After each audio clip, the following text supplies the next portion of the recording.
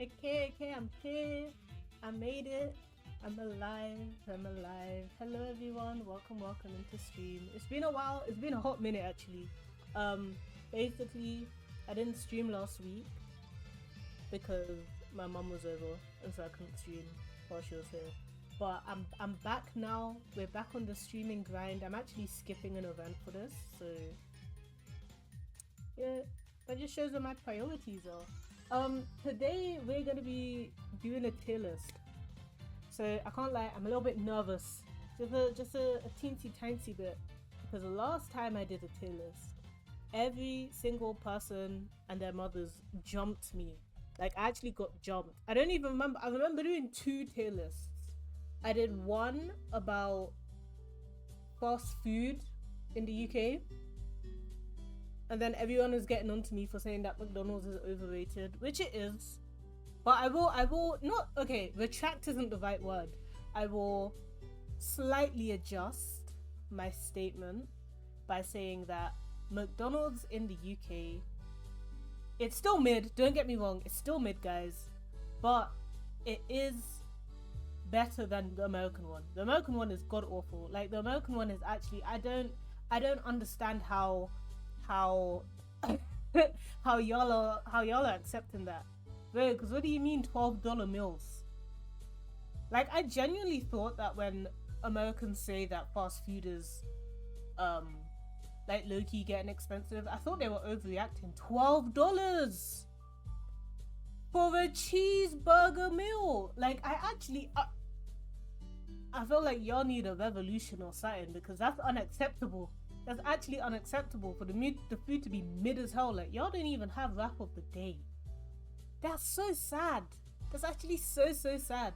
But yeah, so fast food, that was an issue. That was an issue that everyone was getting onto me about.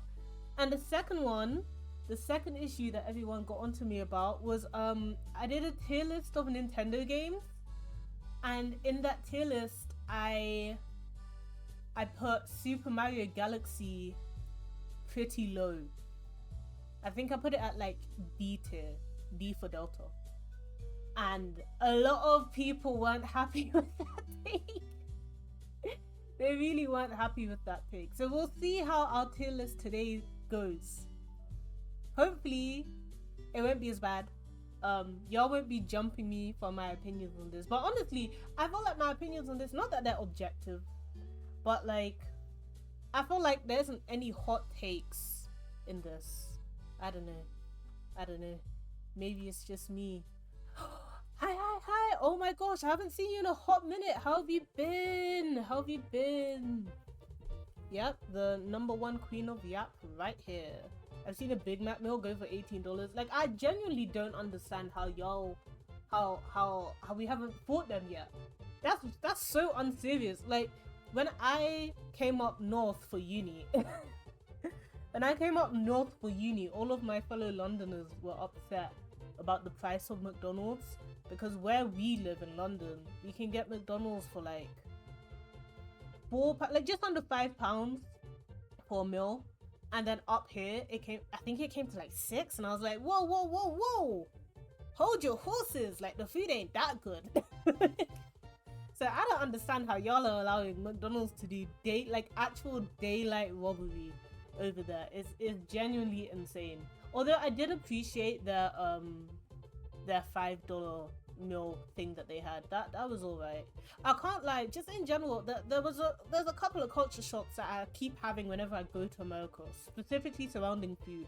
I think the one this time, it was that everywhere you go, when you buy a drink, that drink is automatically refillable. Like you can refill that drink.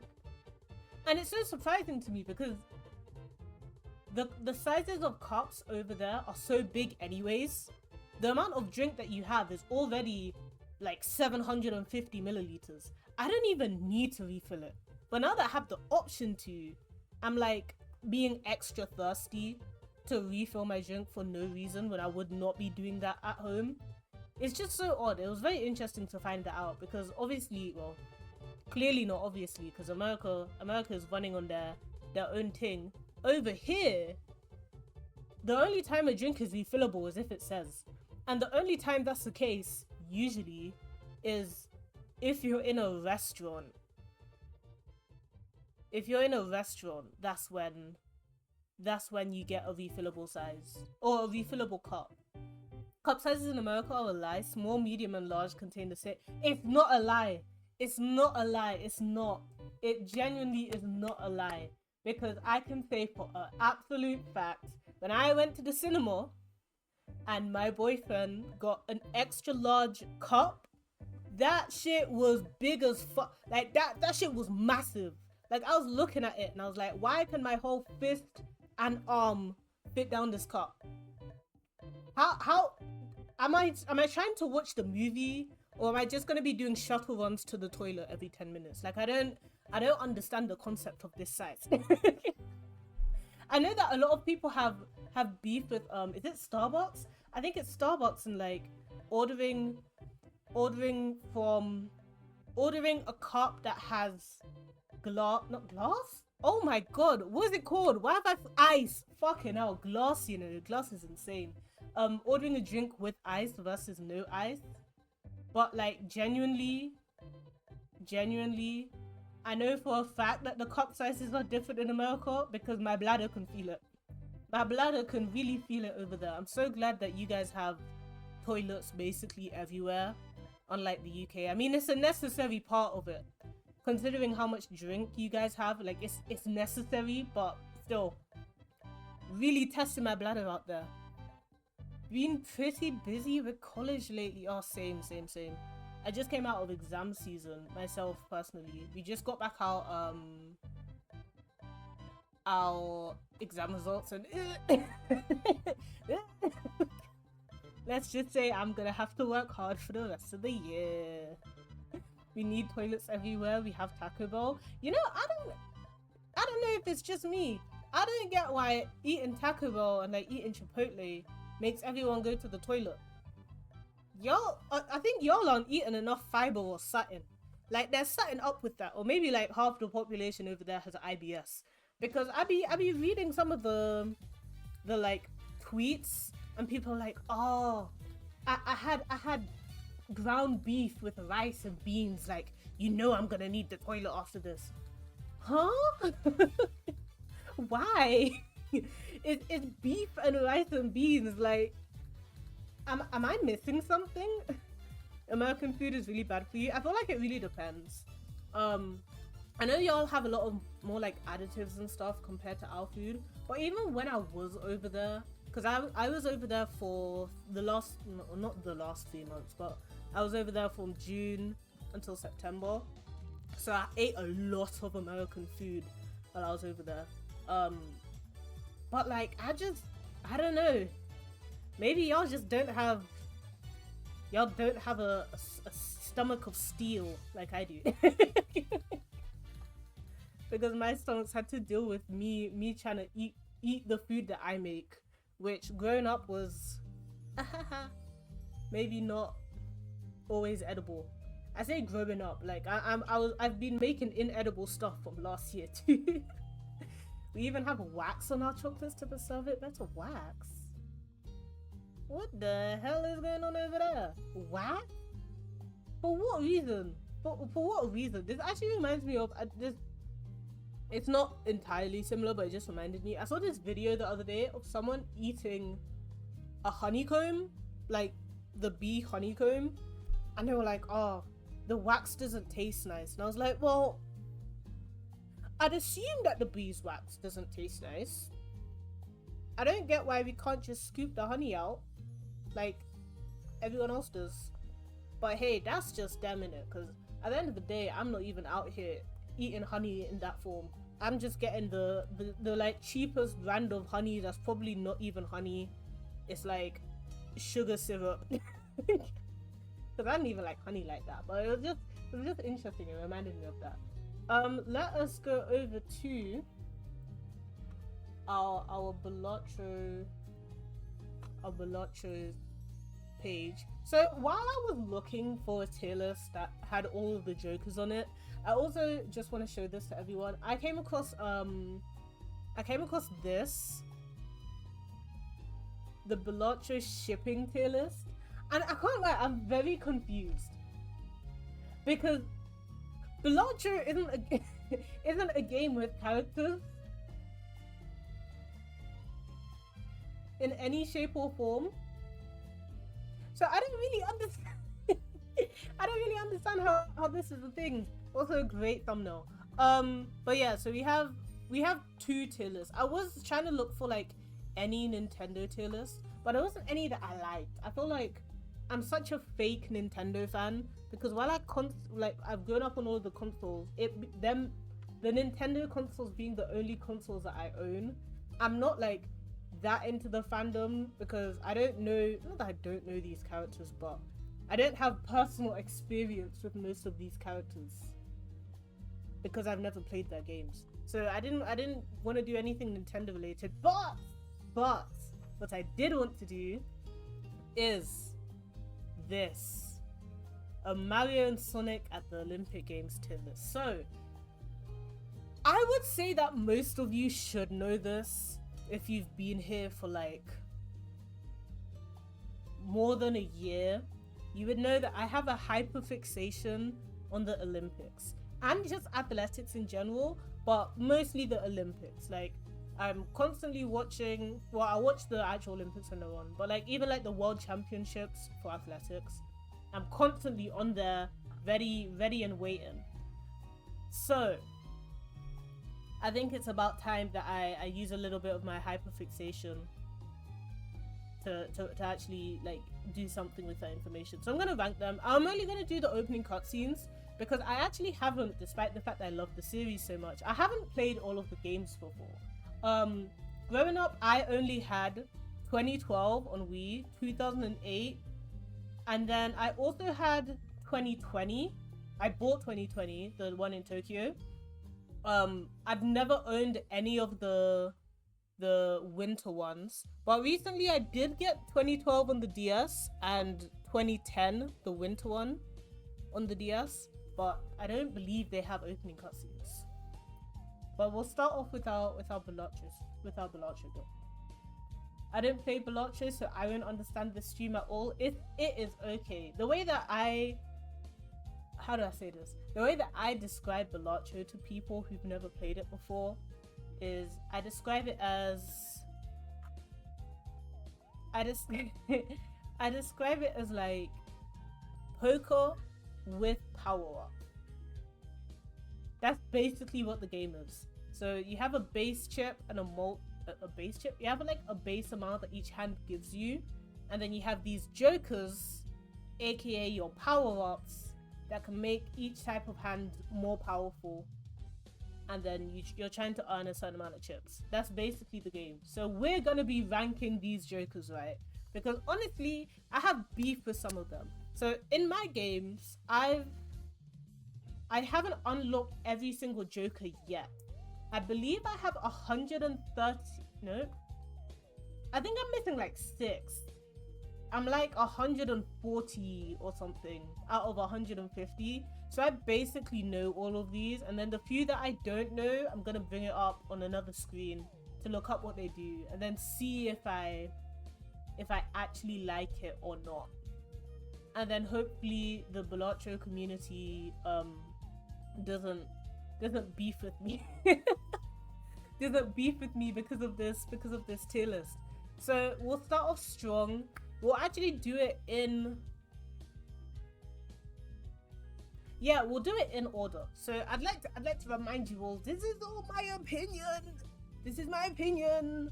Don't jump me. Yeah. One of the things that I will say though is this will be based off of how I play the game. So I don't play like a speedrunner. I recently watched a speedrun of Balatro, and their whole like shtick was playing high cards and playing like pairs, so things that are basically guaranteed easy to get. I at first mostly played flushes. I think flushes are my most played hand type. Recently I've moved into some full house territory, so that will really affect things. So starting off, let me go and actually pull up the all of the Jokers from Balatro on a second screen. Just so I know what all of these ones do. I actually can't remember what this first one does. I'm pretty sure this one here creates a tarot card when you play an 8 or something. I have to look. Oh my days, is that a raid? Hi raiders, welcome. Thank you for the raid, MIDI. Please go and rest and drink water because you just had a long stream. Wait, you are fighting Mario Party 9? I shouldn't laugh, but it was so great to see you I mean, it was so... How do I say this in a nice way? Watching you struggle in Mario Party was a fun experience for us as chat who aren't struggling. Not just a long stream, 6 hours of Mario Party and Wii Party. Did you end up finishing a run of Wii Party? Oh, let me do the shout out. Guys, if you don't know MIDI, you really should know MIDI. I feel like you've all been here enough for you to be able to know MIDI. But MIDI is a speedrunner of a lot of Nintendo games. So if you like Nintendo, which you probably do considering that you're here, but if you also like speedrunning, MIDI is your person. Alright, let me actually pull up this bigger so I can see properly. Almost a tiny PV, but I rolled a 1 on the final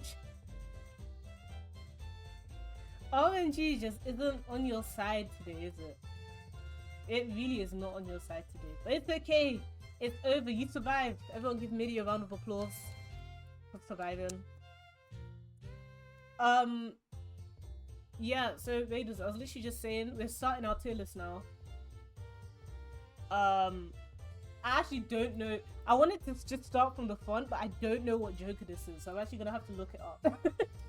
So I'm gonna have all of the different Joker types on my second monitor, just so I can double check what it is. I know what the purple one is, but this green one.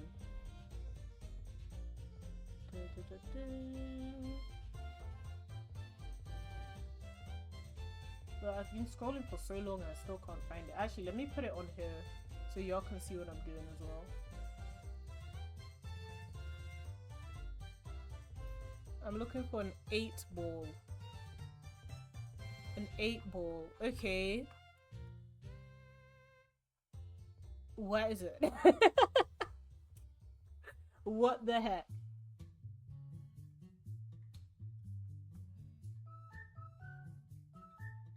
Well, I know I'm blind, but that's one of them. I know this one. Does that Joker exist? What the flip?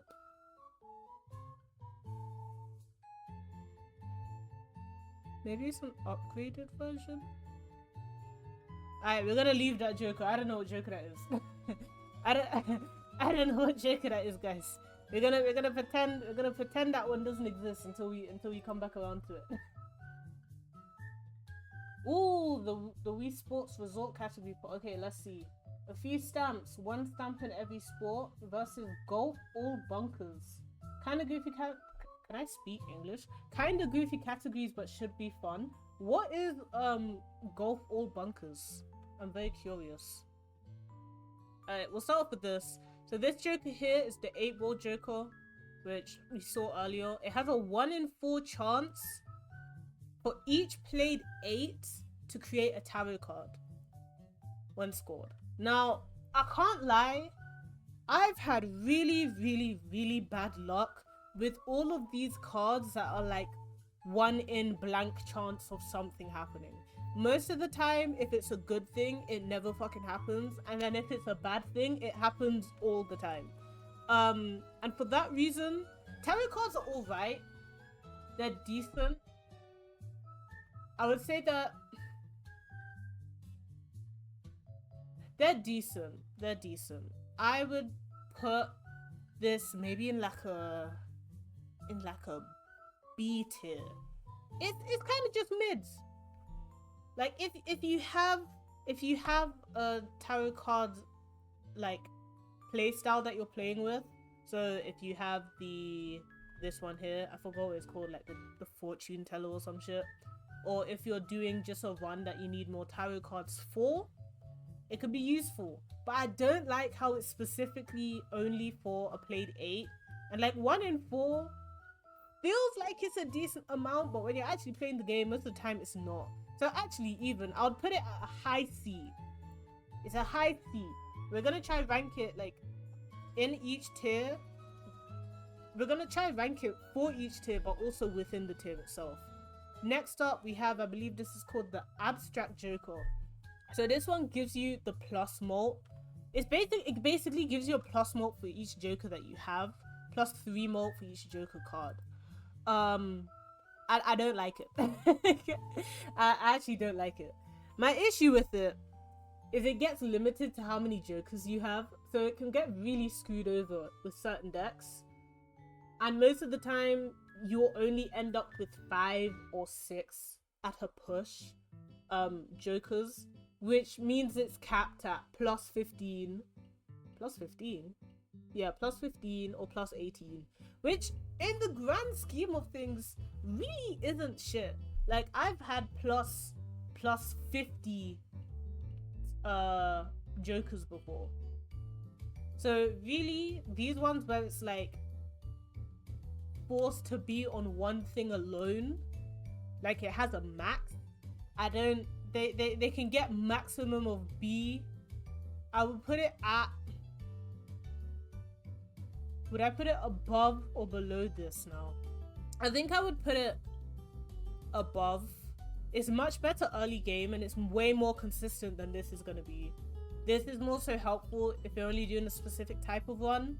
This is helpful all the time, essentially. Alright, let's see what this golf bunkers things is. So golf 18 holes, we have to hit the ball in every bunker. One hole has 7 bunkers. The poll is 11-9. I can't, it's so close. The poll isn't still open, right? Or is it open, but am I being silly? It is. Oh, okay, so like it could change theoretically, question mark.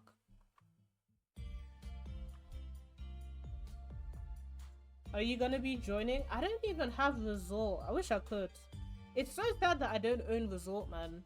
I only had it, well, my cousin had it. So whenever I went over to her house, I was constantly playing it.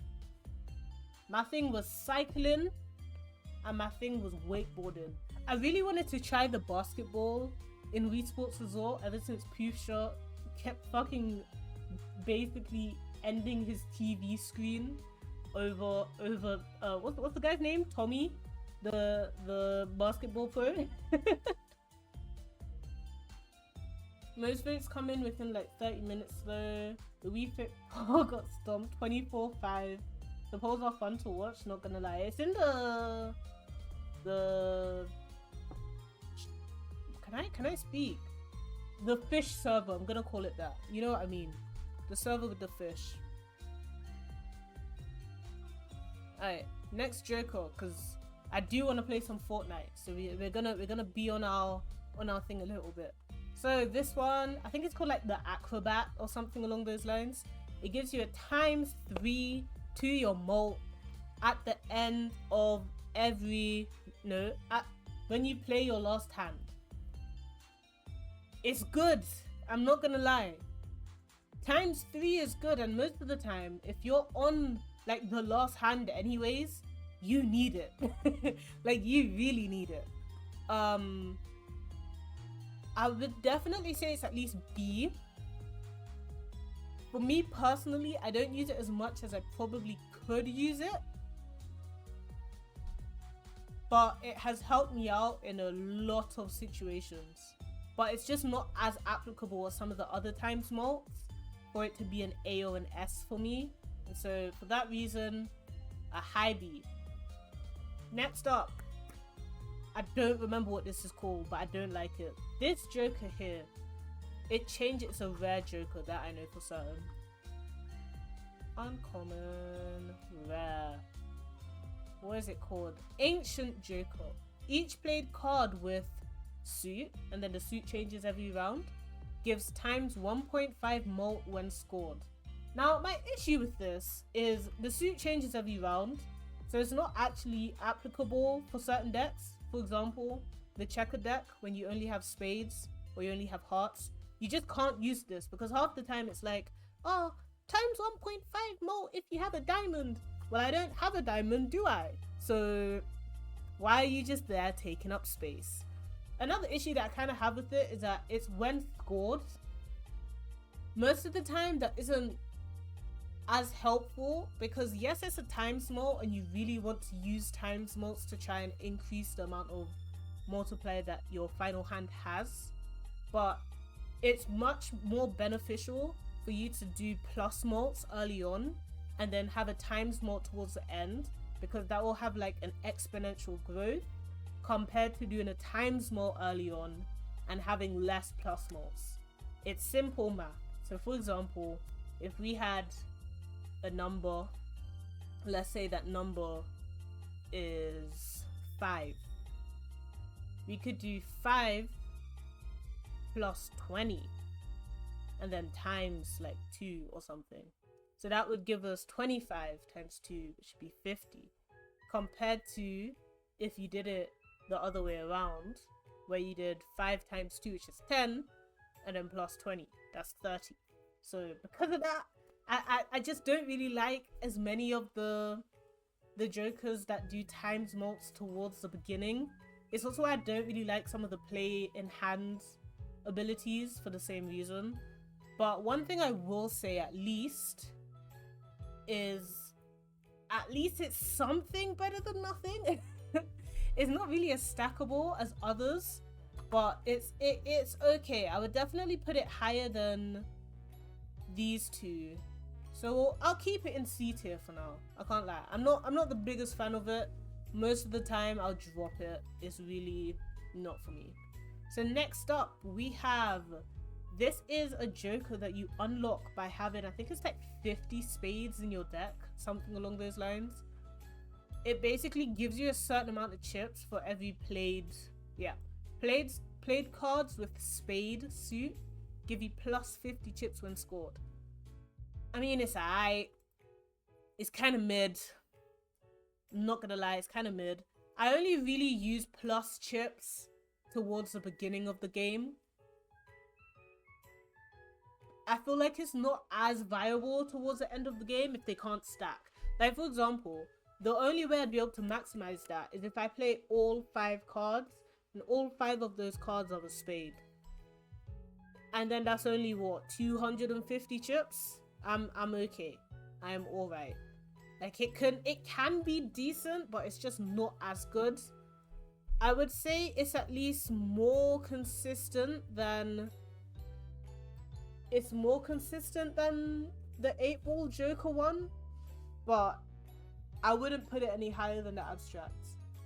Late night stream, yes sir. Hi Astra, welcome.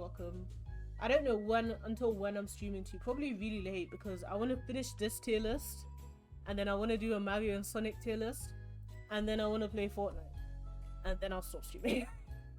So maybe I go like hella late. Blame Midi. It's because I was watching Midi's stream. Okay, blame Midi. Midi, this is low-key your fault, but it's fine because I enjoyed watching Midi struggle. Okay, so next up we have, I believe this joker here is called the Astronomer. This joker is my bread and butter. I just don't like that it takes up a whole slot. Like it's so useful, but I just wish that it wasn't a joker slot. Like I wish this was always negative or something, because it's such a helpful economy joker. Essentially what it does is it makes every single celestial card or celestial pack in the game free. Do you know how good that is? Especially I was playing a run, I think it was 2 days ago, and I got this where all of the celestial cards are free, and then I also got Celestial, the joker, where every time you play a celestial, or every single time you use a celestial card, it increases your times more. And I was like, wow, this is the optimum situation. I feel like it's good, but celestial packs and stuff can only get you so far. It could be really good if you have a celestial voucher though, I will say, because the celestial vouchers make it so your most played hand is always in the celestial pack. And honestly, for that, since it can very quickly increase the level of your most played hand and also help boost other jokers that you have, I'm gonna put it above abstract. I would take this over abstract. Honestly, me personally, I'd probably also take this over fucking ancient joker too. Like, I really hate this fucking joker, but I also know that having a times mod, that like you'll reach a point later on in the game in the antes where you'll be struggling and you're like, okay, like I actually do need a times mod. It's useful to have this, but the chips are escalating very quickly, and so for that reason it goes below the ancient joker. So this one, oh, I don't like this one either. I actually have so much beef with these fucking jokers. I have so much beef with them. So that one is, I believe it's a common joker. I don't remember what it's called, but it's something stupid like plus 30 for every, yeah, plus 30 chips for each remaining discard. What that basically is encouraging you to do is play your hand more. Like, not discard stuff, just play more hands from the get-go. But I don't like that because half of the time the hand that you want to play isn't there at the beginning, especially if you're going for one of the higher types of hands. For example, a full house, a straight flush, a four of a kind.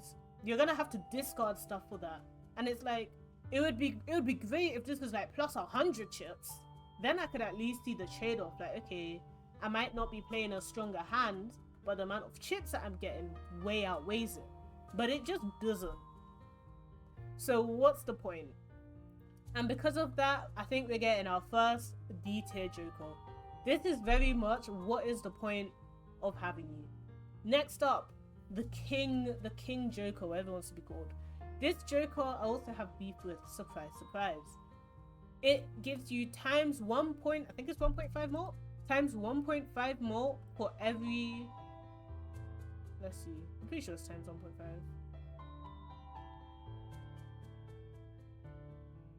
Yeah, for each king held in hand. This is so shit. Every single one where it's like, oh, I'll give you something if it's in your hand, I'm not using it. Because what's the chance, one, of me having multiple kings in my hand for it to be useful? Like, this shouldn't be a joker because still cards exist. Still cards give you times 1.5 more also for them being in your hand. So why would I waste a joker slot on something that a still card can do for me? Especially when, if you think about it, the king is the second, one of the most high ranking cards that you can play. There is no reason for me to be holding on to them for the times 1.5 more. And I know you could argue, oh, but the jokers go from left to right in how they trigger. So since the held in hand abilities, they trigger from the get-go, you know, you can change the order. I don't care. It's a waste. And for $8, it's fucking pricey. It's spenny.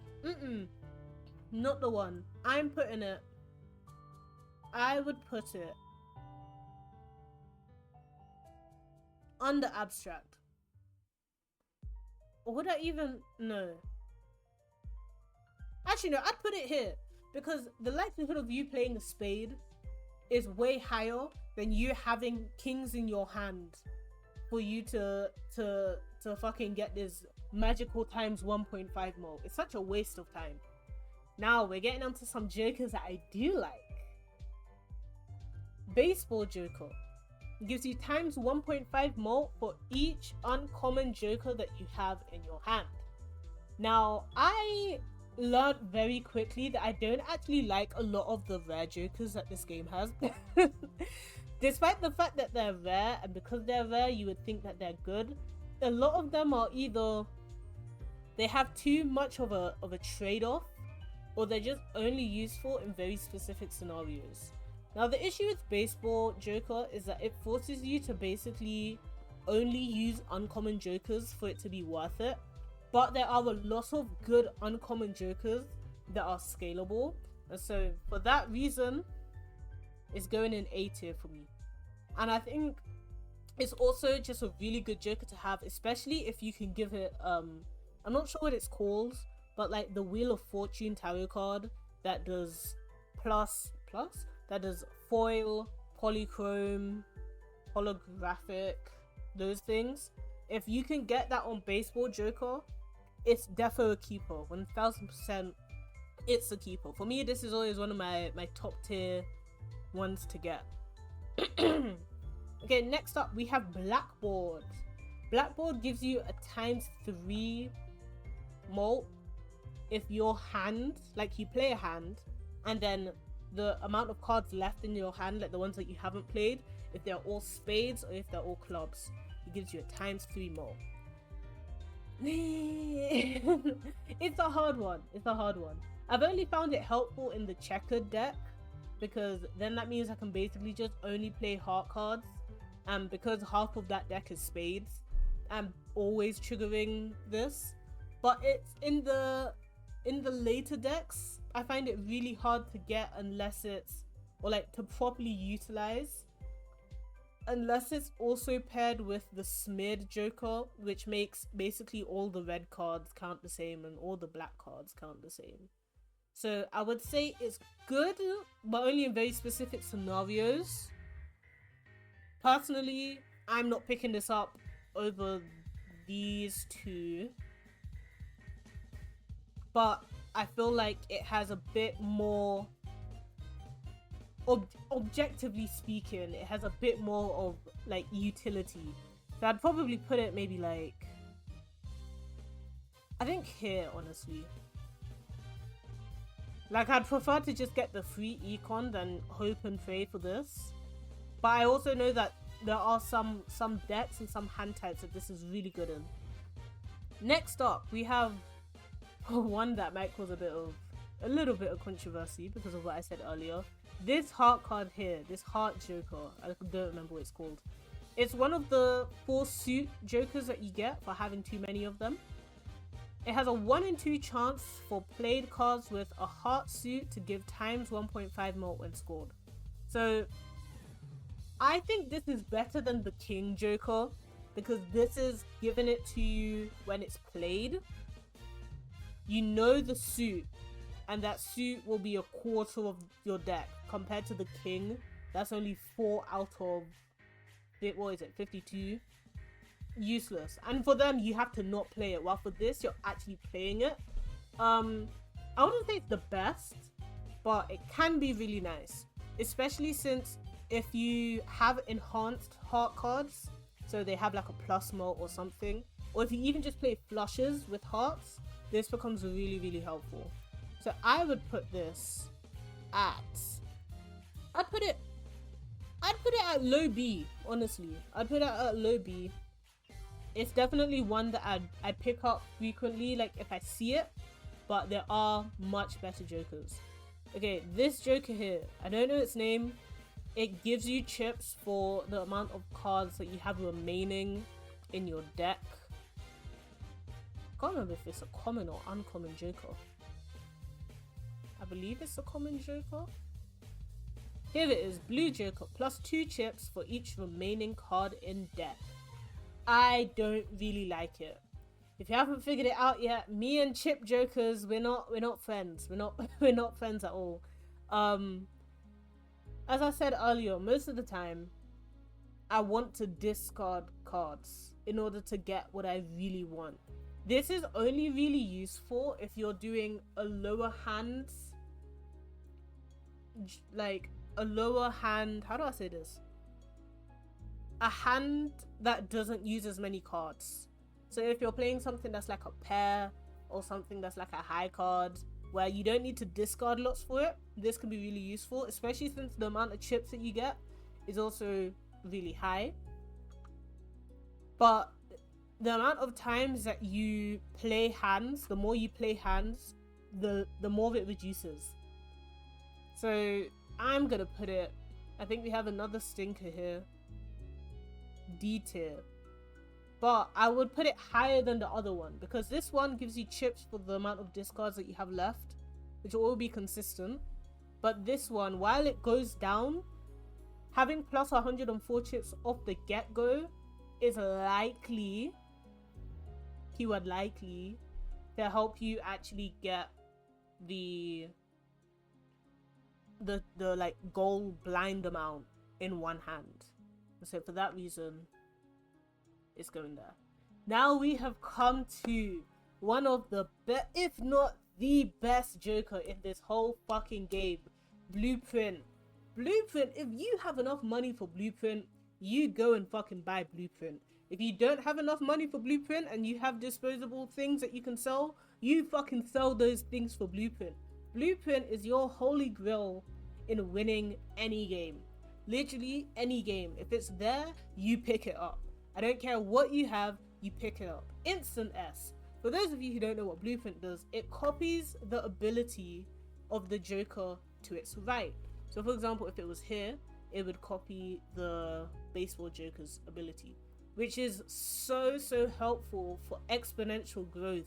Because all of a sudden, if let's say I had a ×3 Joker right here, instead of ×3, all of a sudden we're at ×9 because of Blueprint. So Blueprint is really good, especially like I keep trying to do the endless mode after I win a run. When I win a run, I go straight into doing the endless mode and then just like trying to see how high I can get. For context, the ante ends, the like ante that you win at is ante 8.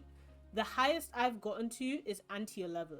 If you're doing endless mode, or if you're playing on some of the highest stakes where the chip amount increases really quickly and Blueprint is there, you fucking take it. Because like once you reach ante 11, it starts asking you for like 47 million chips. And without having either Jokers with a really high times mult, or without having Jokers that just scale really or copy each other, you're kind of screwed, and there isn't really a way to do it otherwise. So yeah, Blueprint is the GOAT. Next up, I can't remember what this Joker is called. I cannot remember. But what I do know is it's a fucking bitch. That Joker gives you chips for every $5 that you have. So let me look for it. I think it's a rare Joker. Don't quote me on that, but I believe it's a rare Joker. I lied, apparently. It is not a rare Joker. What type of Joker is that? No, here it is. It's an uncommon Joker. So you get +2 mult for every $5 that you have. This is kind of an annoying one. It would be great if it was +2 mult for every like dollar that you have or something along those lines, because you can get money decently easy in the game depending on what deck you're playing on, etc, etc. But every $5 you have is actually really hard. There's a Joker that I've yet to unlock, where to unlock it you need to have $400. I have still yet to get that point. I think the highest I've ever had is 200. And so if we do 200 divided by 5, that's 40, right? So that means for having $200, I would only get +80 mult, which, don't get me wrong, +80 mult is a lot. However, it requires you to basically spend no money. Like, you are constantly prioritizing money. If you open a tarot pack and it can give you money, you're getting the money, because it makes it really hard otherwise for this to be worth the investment when you can have other Jokers that you can scale up for much cheaper. Because one of the issues as well, this Joker, since you're not spending money, you're not leveling up your hand types, you're not leveling up your card types by making them enhanced, you're really just doing nothing but getting money. And I don't think it's worth it. I really don't think it's worth it. I would put it like here. You can get money decently easy, but there are way other jokers that are much better. Moving on to one of those jokers, Brainstorm. Now, Brainstorm is a similar thing to Blueprint. Blueprint, this one here, copies a joker to your right, your immediate right. Brainstorm copies a joker on its furthest left. So for example, if I had it on the end here, it would copy this joker over here. That can be very, very useful, and there has been so many games where I've gotten Blueprint and Brainstorm, and then what I tend to do is I make them both copy the same thing. So I would get like, I don't know, this joker, and I would put it here, and then I would put Brainstorm here. And that would make Brainstorm copy this joker, and Blueprint would also copy this joker because Blueprint copies this, which is copying this. It's a bit convoluted, but basically it means that I get to double the effect of whatever joker I want for fun. Can't remember where I put this. Where did I take this from? Was it here? It was something like that. But because it copies the joker on the furthest left, it is a bit like limited, because most of the time you have your stronger jokers on the right.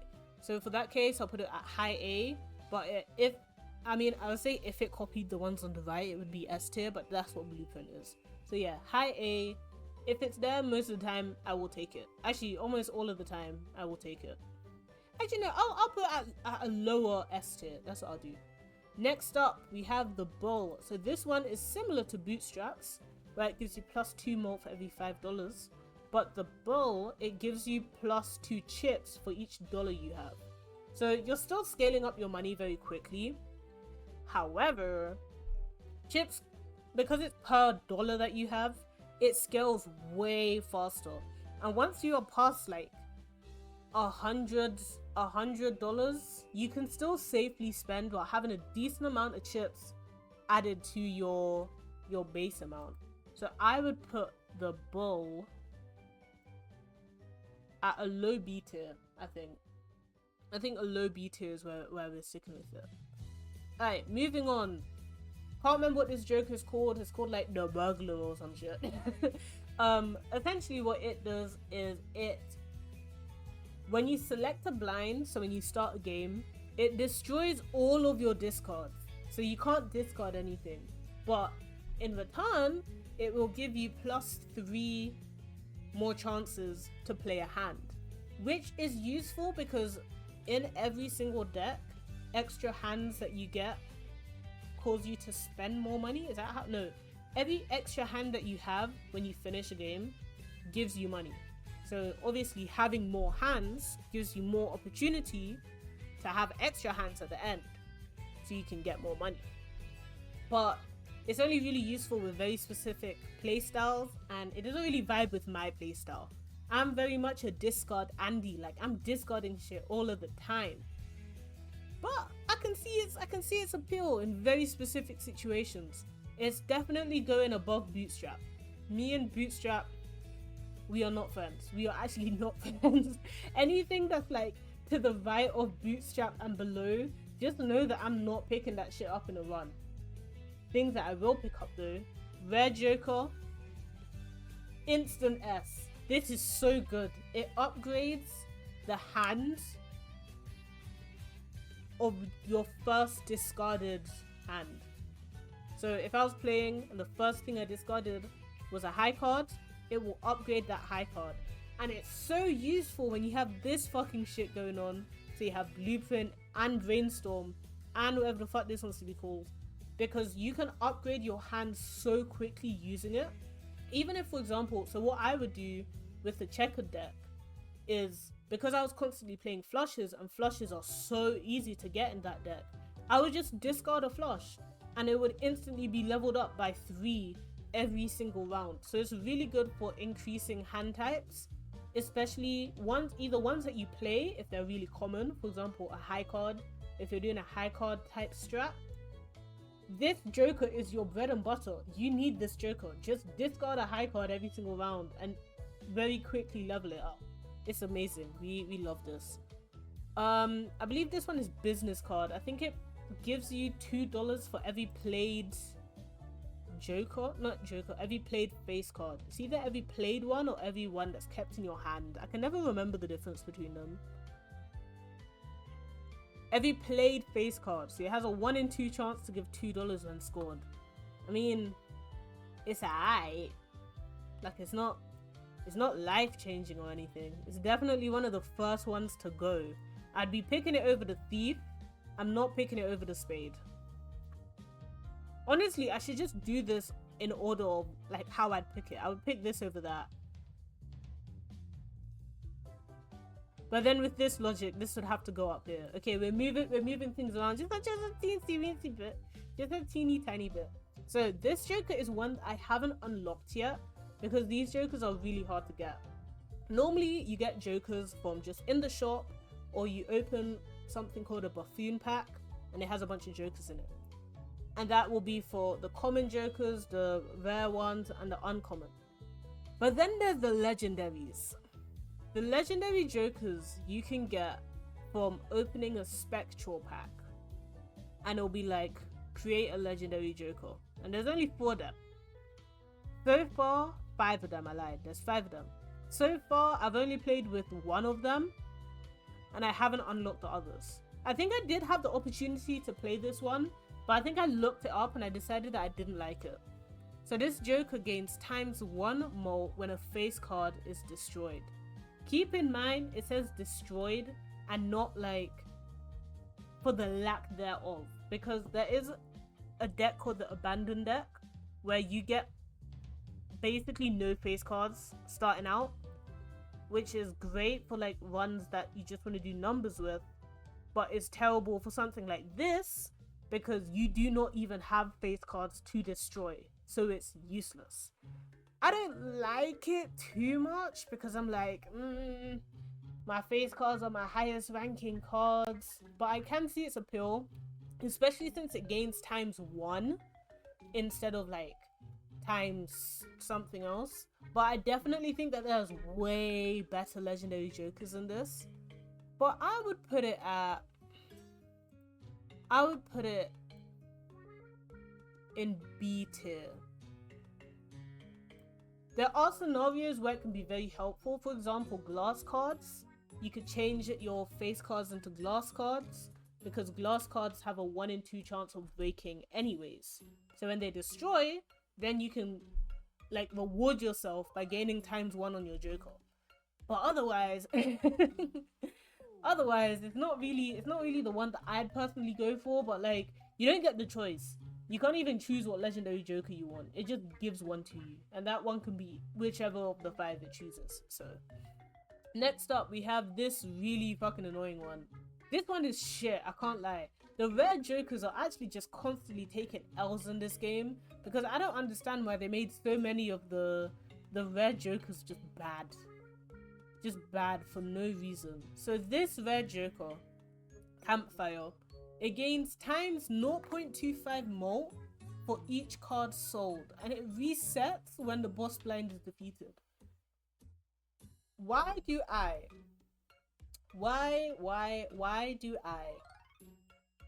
want a card that resets every 3 games? Actually, maybe even less, because sometimes you will skip a blind, and so since you have to play the boss blinds, you may only play 2 games and then it resets. What is the fucking point? And it's like, oh, when you sell a card. But okay, let's assume that I don't want to sell any of my Jokers. I can only sell a consumable. Most of the time you'll have 2 slots or maybe 3. So your thing goes up to 1.75 times more. That ain't shit. That ain't shit at all. It's a solid D tier for me.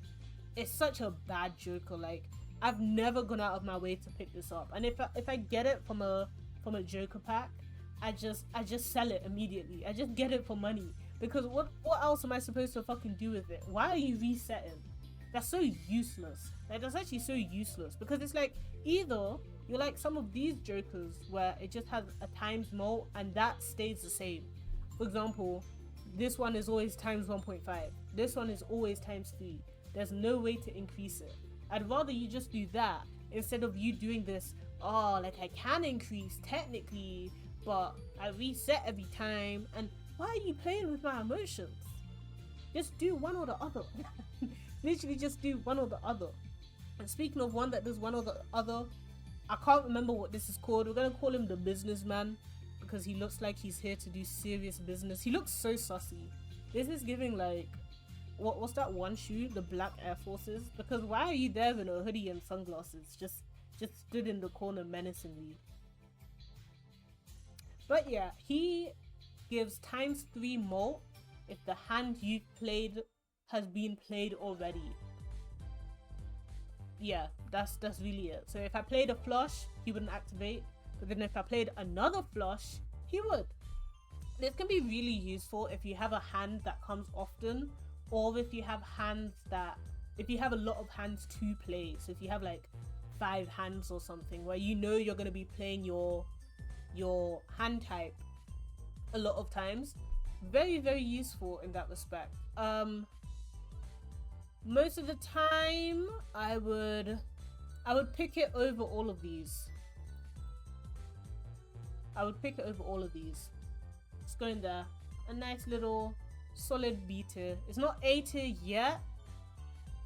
Actually, is it A tier? Most of the time I do go out of my way to buy it if I see it. I'll put it at low A tier. It's definitely not better than Uncommon Joker. And it's definitely not better than these 3. But it's 1000% like 10 steps ahead of this fucking shit. Okay, next up we have this Joker here. Every single time you select a blind, it gives you a tarot card. Nothing really to write home about. It's just that. How do you remember all of this? I have a hyperfixation. I have a hyperfixation. Astra, that's how.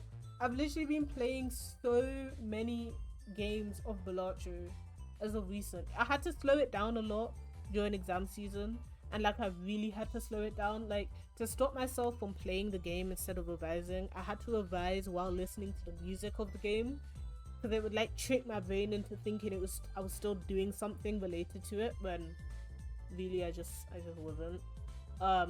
But yeah, I've been playing so much of it as of recent. Like, there's only most of these Jokers, I know what they do just by looking at them, but I just don't know their names. Or like I can generally describe what they do, but I don't know their names. I've played enough games for real. See, that's what I do. I'm really trying, because as of recent, I've been getting so bad with my hyperfixations. Like, they're becoming debilitating levels of hyperfixation. For example, you know how I had to do the trailer video for the channel? When I started making that trailer video, I physically could not bring myself to do anything else. I was doing everything to just like, I was avoiding everything else to just do the video. Like, I was editing until 6 a.m. Then I'd brush my teeth, go to sleep, wake up at like 10, go straight back to my computer, go back to edit it. Like, I move. It's not even really being a workaholic. I don't know what it is. But when the hyperfixation takes me, especially for something like that, like it really takes me. So I'm trying to find ways to indulge in my hyperfixation while still like being a normal functioning human being. That would be great. I've been wanting to rewatch the show, so I've been doing it whilst revising for mocks. One thing that I remember doing back in 6th form time, you know the Pomodoro technique and how people study by doing 25 minutes of studying, 5-minute break, or 50 minutes of studying, 10-minute break, or 45 minutes of studying, 15-minute break. It's basically just study and then a break, but it's like on a timed cycle. And then after like 4 cycles, you get an extended break, something along those lines. There was one that I saw where they basically did that with anime, and that's kind of what I did during 6th form. So you would study from anywhere between 45 minutes to an hour, and then you'd stop at like a natural point in that time. Because one of the issues that them and a lot of people have, including myself, is it's all well and dandy to have a time limit of like, oh, I'm gonna study for an hour, but what happens when that hour comes and you're like right in the middle of something? It feels bad to just stop in the middle of it. Like, you want to continue going, so this gives you like a range for you to stop when you want. And then after that time, you watch an episode of an anime, and then you go back to studying. So it kind of gives you that time to actually have a proper break. At like a proper break. These people that are doing the 25-minute of studying, 5-minute of fucking break bullshit, I don't know how they're doing it. Because 5 minutes ain't shit. If I finish studying, I start my 5-minute timer, I go to the toilet, I take a sip of water, I sit back down, and the 5 minutes is up. That's not a break. That's going to the toilet and drinking water. Like that isn't anything. So I literally had to change my whole studying thing. I was like, you know what? Fuck TikTok and the study influencers. I'm not listening to them anymore, because I'm convinced that they're just like not human beings. they have to be robots or something, because who can just... If I've been studying like quantum mechanics for 25 minutes and then I have a 5-minute break and my break just finishes like that, like I'm not gonna be mentally ready to go back. I understand that everyone has different, like, I don't know how to describe it other than like refresh times, but come on. The worst thing is, this was the exact time 2 years back when I had mocks in year 11, and it's the same show, Superhuman. I've never heard of this show before. Oh, are you saying that they... Wait, I'm assuming you're not talking about the 2017 TV series, or maybe you are, and I'm No, this is a game show. I'm assuming you're not talking about that. No, I meant the Pomodoro people. Yeah, they're crazy. They're actually crazy. They live, sleep, and breathe to fucking study. I don't. I really don't. My whole thing studying has always been, how can I do the least amount of work to get the most amount of results? How can I study for the least amount of time while still getting good grades? But they just be doing like random fucking study challenges. They like to focus too much on how long you're studying, is what I find. Like, for example, the one where they were like, I have ice in a glass, I'm gonna study until the ice melts. What are we doing? Just study like a normal person. Like, what are we actually doing? Quality over quantity, exactly. Although that didn't help me too much with these exams, but that's just because these exams are doing the most. Literally everyone that I know did way worse in this set of exams than they have in previous years, so I'm not too upset with myself.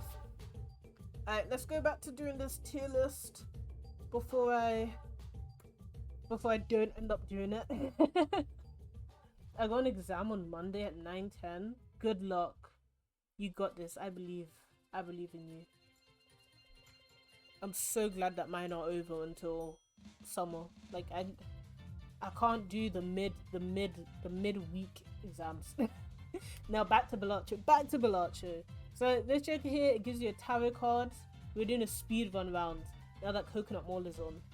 It gives you a tarot card when you select a blind. It's alright. It's not really an econ tarot card. It's not really an econ joker. Like, it doesn't give you money and it doesn't really help you in the shop. But if you have a tarot card play, like hand type, it can be pretty useful. Tarot cards are great for leveling up your cards. That's really the only reason I'd be getting this, other than to use with this joker. Next up, we have this. This one increases the amount of chips that you have for discarding a specific suit, and the suit changes every single round. It's alright. You guys already know what I think about the chip jokers, but I believe, I'm gonna go and check, I believe it's plus, I can't remember if it's a common or uncommon. I think it's a common. I lied, it's not a common. It doesn't look like it's a common Joker. I don't remember what it's called. Is it called Castle? It is called Castle. +3. Oh, it's +3 chips. Normally you start off the game with 3 discards. So if you were to maximize that, that would be 3 times 5, which is 15 times 3. So you can get a solid 45 chips per round technically, which really isn't bad. I would say this is one of the better chip Jokers. It can scale pretty quickly, but it's definitely not better than some of these plus malts. I'd put it here. I tend to always prioritize a times malt over anything plus malts or chips wise, but this is a decent one. Yeah, it's a decent one. Next up, I don't remember what this fucking Joker is called. I literally only found out that it existed about 4 fucking days ago. Actually, probably even less. Essentially, this Joker here, which I'll do first, gives +15 to your malt. I think it's +15. +15 to your malt, but it has a 1 in 6 chance of being destroyed.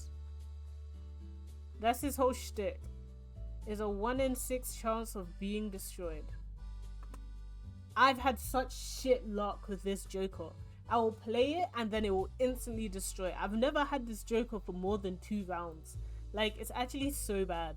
It is a good Joker though, because it's +15 for doing fuck all.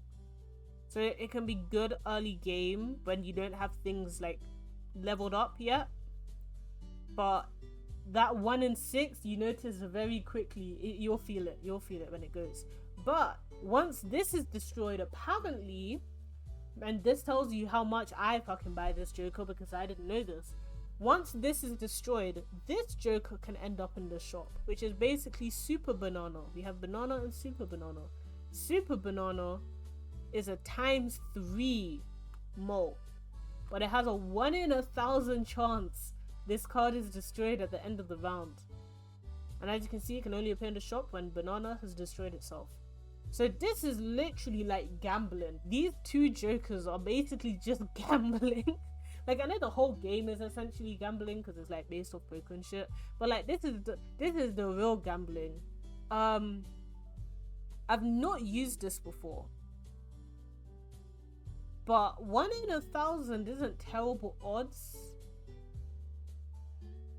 I can see myself picking it over.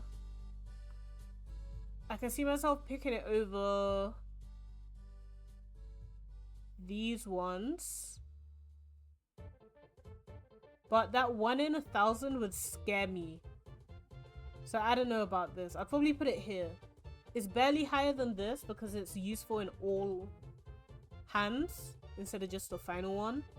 But it's not a guarantee because it can destroy itself. I'm unlucky. 1 in 1,000 is not terrible odds, but it's also not like, oh, it's basically stuck there forever. Next up, we have whoever the fuck this wants to be. What this Joker does is it destroys the Joker to its immediate right, and it adds double its sell value to a plus malt. So for example, let's say this Joker sold for $2, it would destroy it. It would slice it up, and then it would be +4, basically. I don't really like it. There's other ways that you can scale a Joker without it having to destroy other Jokers. There really isn't any time in which I choose this unless it's like early games. I'd put it about there. I'd prefer just getting money, or even just most chip cards I'd prefer having instead of this. As I said, it's just very like there's no why I don't want to destroy my other Jokers just to make this one good when I can just buy another Joker that's already good and it's fine. This Joker here is kind of an econ one, so you can buy spectral packs, and spectral packs will give seals. They put seals on some of your cards sometimes. This puts a random seal on a random card at the beginning of every round, which like is okay. I don't have beef with that.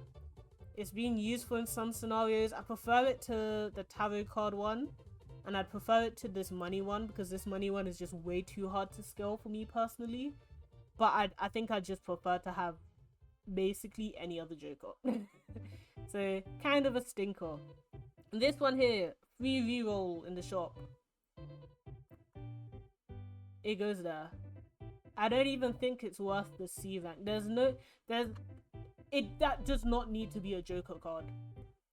Because I think it's only the one reroll is free as well. And then everything after that you still have to pay. So like, again, why are you taking my joker slot? There's no reason for it. Next up, we have another legendary. This also isn't one that I've used. I believe it's the one that disables all boss blinds. Yes. Disables the effect of every boss blind. Which is decent, because some of the boss blinds are really fucking annoying. Like, they're actually really fucking annoying. But I don't think like they're that annoying to the point that I need a whole joker for it. Especially since there's a voucher that you can get that lets you re-roll a boss blind for $10. And then there's another one you can get that lets you re-roll unlimited times for $10. And so for me personally, I'll just re-roll to find another one that I don't hate, instead of having one that just disables all of the boss blind effects. Like, it's not that deep for me. I would rather just have most of the other legendary jokers. I would put it low B. I'd prefer to get all of these. Honestly, I think I'd even prefer the banana. Even though, actually no, I'm not. I'm chatting shit. I wouldn't fucking prefer the banana. Me and the banana, we're not on speaking terms, man.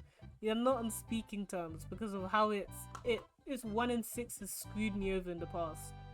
Okay, next up, this one, it gives you plus chips if you have a 2-pair. Is it a 2-pair? That looks like a 2-pair. I believe it's plus chips if you have a 2-pair. Plus 80 chips if the played hand contains a 2-pair. Pretty decent, good for full houses, good for, of course, a 2-pair. Not the best chip joker out there. I'd prefer getting my spades joker. Honestly, I'm looking at this fucking king held in hand thing and I'm like, I'd put it like there. Like, I really don't like this joker. This one is basically like the gold joker, which we haven't come across yet. There it is. It gives you $1 for every 9 that you have in your deck. That's basically it. It's basically just a joker to give you money until you sell it and decide that you want to put something else there. It's like a filler joker. You know how in Christmas you have like stocking fillers? This is that. But like, it's decently-ish useful. I'm gonna put it... I do like my money, especially early game. I kind of become Mr. Krabs early game. But I'd put it maybe... about here. Yeah, actually no, about here. I would choose it over a decent amount of some of the really shit plus mult jokers that we have.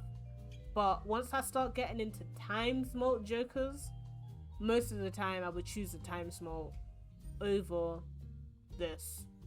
Now we've come back to one of my favorites. By Sheila. Let me have some water real quick, hold up.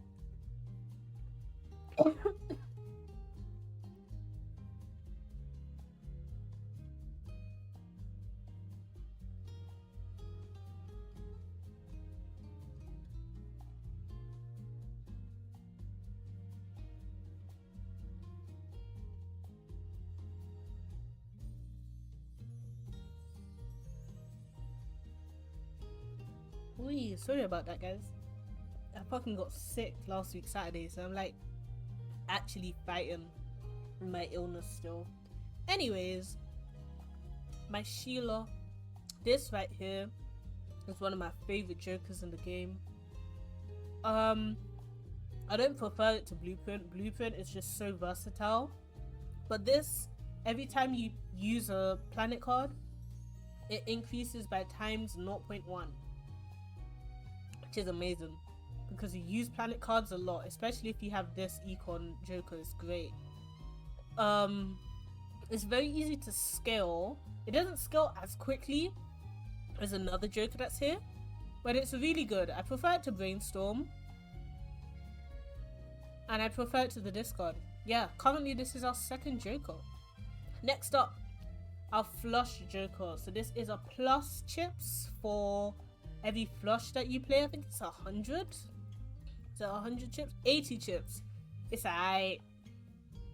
Because I play flushes the most, it's probably one of my more used chip jokers. But I feel like there are other jokers that you can get that are better. Really and truly, I'm just not a chip joker fan. This is a similar thing. This is plus 100 chips for straight. Similar thing. There are much better ones that you can get. Honestly, I'd put the straight one probably less than the king, because it's not as applicable. Because if you're going for straights, it's hard to get straight flushes. I'd put it maybe like here. Next up, the credit card. We're all broke and we need money, so we have to go into debt. That's basically this. It's good. I like using it. It's really helpful early game. It's really fucking helpful early game. Like, you're so broke early game and I find it much easier to earn money late game. So this is a great joker to have. I'd pick it up over the banana. I'd pick it up over the disable the boss blind. And I'd pick it up over the chip one. And then I probably would pick it up over that. I think that's where it goes. A solid B tier. I need me some money to like upgrade my hands and make them as strong as possible, as early in the game as possible, so I actually have a chance to grow them. So I need money, and the credit card helps me with that. And then once I get out of debt, I just sell it. Queenie's bias to the monarchy is showing. No, the king is literally in C tier, and then the queen joker is gonna be joining him soon, so don't worry, he won't be lonely. Next up, we have this really shit joker. It basically gives you money for every like discard that you haven't used yet. Why am I saving my discards? Let me use my discards. For that reason, it's also going here. And the issue is, it's not even like it gives you money for the... It doesn't just give you money if you like used all of your discards but one. You would assume that it does that. But no, the only time it gives you money is if you use none of your discards, then it gives you money for all of them. I don't like that. I'd rather it just give me like $2 for every discard not used, so I can still use the discards that I need and then like still get rewarded for not just using discards for no reason, instead of just not. This is the... Oh, this was the... Was this one the malt one? That one may have been the malt one. This is the plus 100 chips for straight. This is a plus 12 malt for straight. I still don't like getting the straight jokers though. So you're taking that place. A plus malt joker is still better, but it's so limited. It's very, very limited. So I put it there. Next up, we have this. It creates a double tag when you sell it, which for me is really the most pointless joker, because it just takes up a joker spot when I can just very easily get a double tag from skipping a blind. Because once you start getting to the higher blinds anyways, the small blinds no longer even earn you fucking money. So like, you just be skipping them half the time, and sometimes they're double tags. So this really is an unnecessary joker, in my opinion. I'm gonna put it... I think the free reroll is more helpful than it. Next up, we got DNA.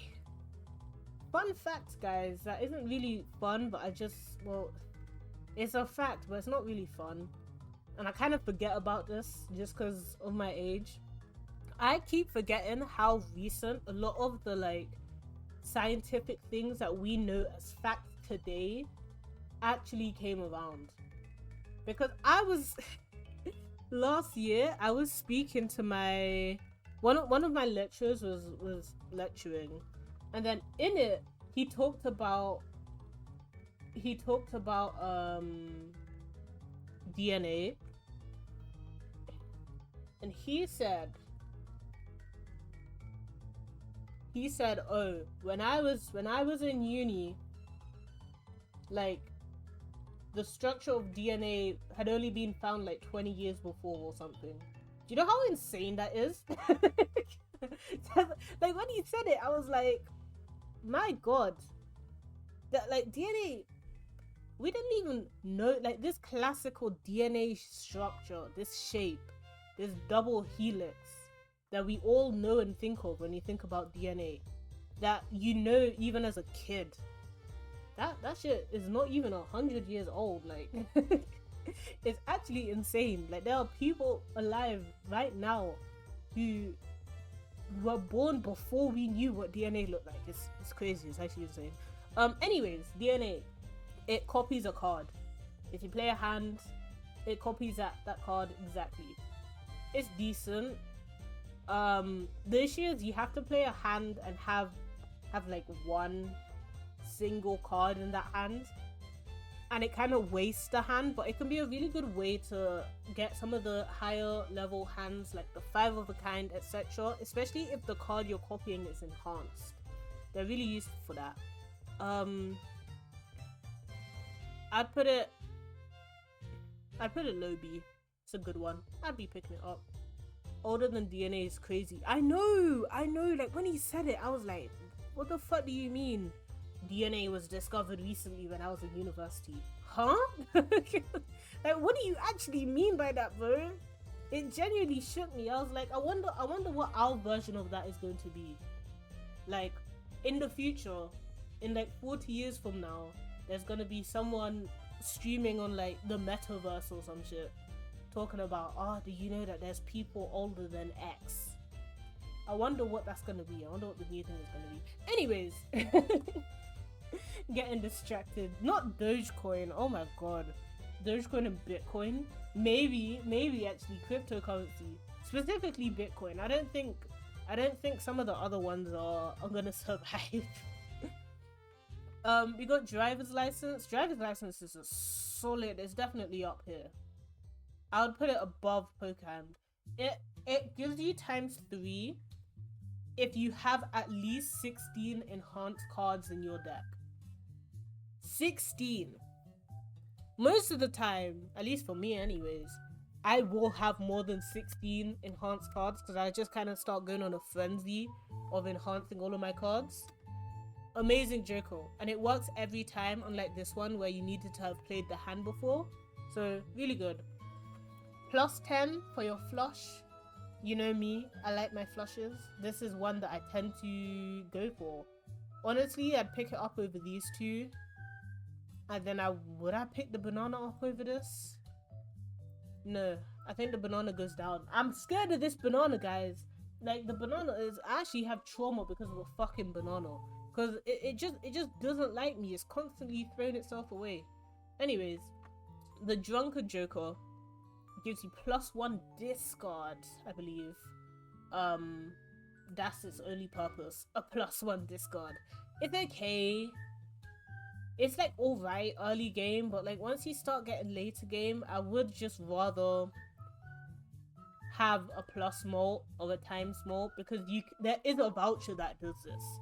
There's even another voucher that you can get, so overall you can have +2 discards instead. So I don't think it's really like worth it, but it can be good early game. This one, I don't remember what it is off the top of my head.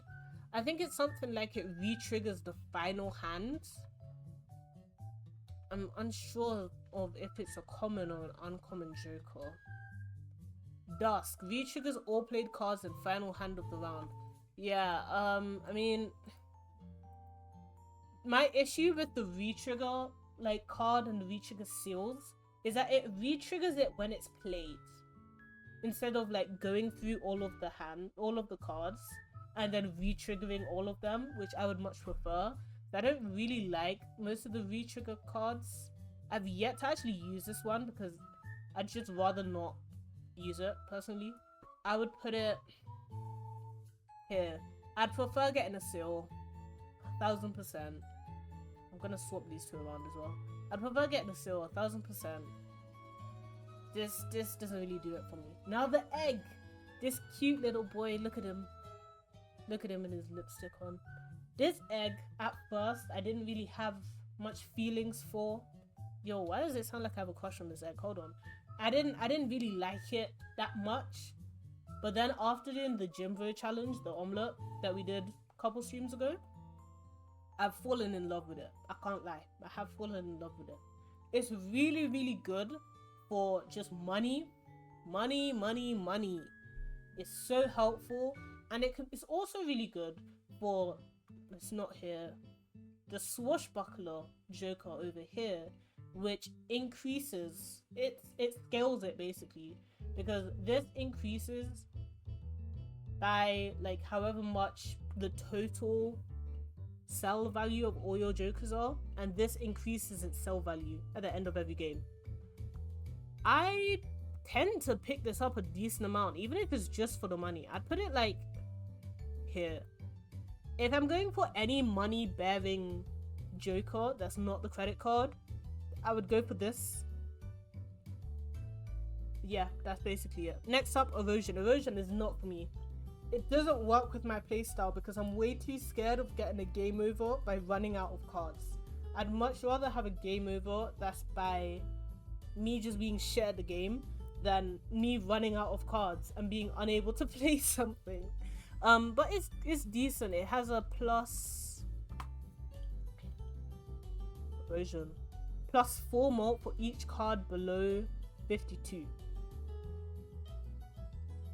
which is good, but like it's not good enough for me to be risking it, in my opinion. But objectively speaking,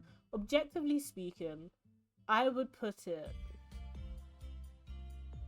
here. I'd prefer money, but I prefer it over chip stuff, and then like shit plus more jokers. Actually no, that's a lie. I'd put it here because I definitely prefer this over that, and this scales pretty good as well. Next up, we have one of my favorite jokers, Even Steven. Me and Even Steven, we're more than besties. We are actually more than besties. We're friends with benefits? Question mark. Even Steven is a great plus mult joker because it gives you plus, I believe it's +4 for every single even card that you play. It's amazing, especially because there's a tarot card that increases the strength of any of your cards by exactly 1. So essentially what that means is you can turn all of your odd numbers into even numbers. So this will trigger like all the time. It's great. It's great. I prefer it over these. Yes, I do. I prefer it over these. Go to plus mult. If it's there, I'm buying it. No questions asked. This is a useless joker. Welcome to the rank of the stinker. This joker here, I've bought in the past and it's so mid. Not even mid, it's never fucking activated, because the only way this joker activates is it gives you $5 if you discard 3 face cards at the same time. There is not many scenarios where I even have 3 face cards in my hand. 2, why would I want to discard 3 of the highest ranking cards that I have? None of it is making sense. Like, what is this joker here for? Filler joker, next joker. This one is Fibonacci, so it's based off the Fibonacci sequence. So it's ace, 2, 3, 5, and 8, I believe, that activate this card, and when it does, it's plus 8. So, ace 2, 3, 5, 8. That's 5. That's 5 cards, right, that activate this. One of them is an ace, which is the highest ranking card that we have. In a whole, like, suit, I think it's only 13 cards. So that's nearly half. Honestly, this is also a really good joker. It's definitely A tier for me. It's definitely higher than even Steven. I probably wouldn't put it higher than these three though. Already F? No. S tier has to be like, this is a joker that if it's there, every single time I'm buying it and I'm never selling it. And that's what these four are. Like, they're there to stay. They are there to stay. Oh god, hold up.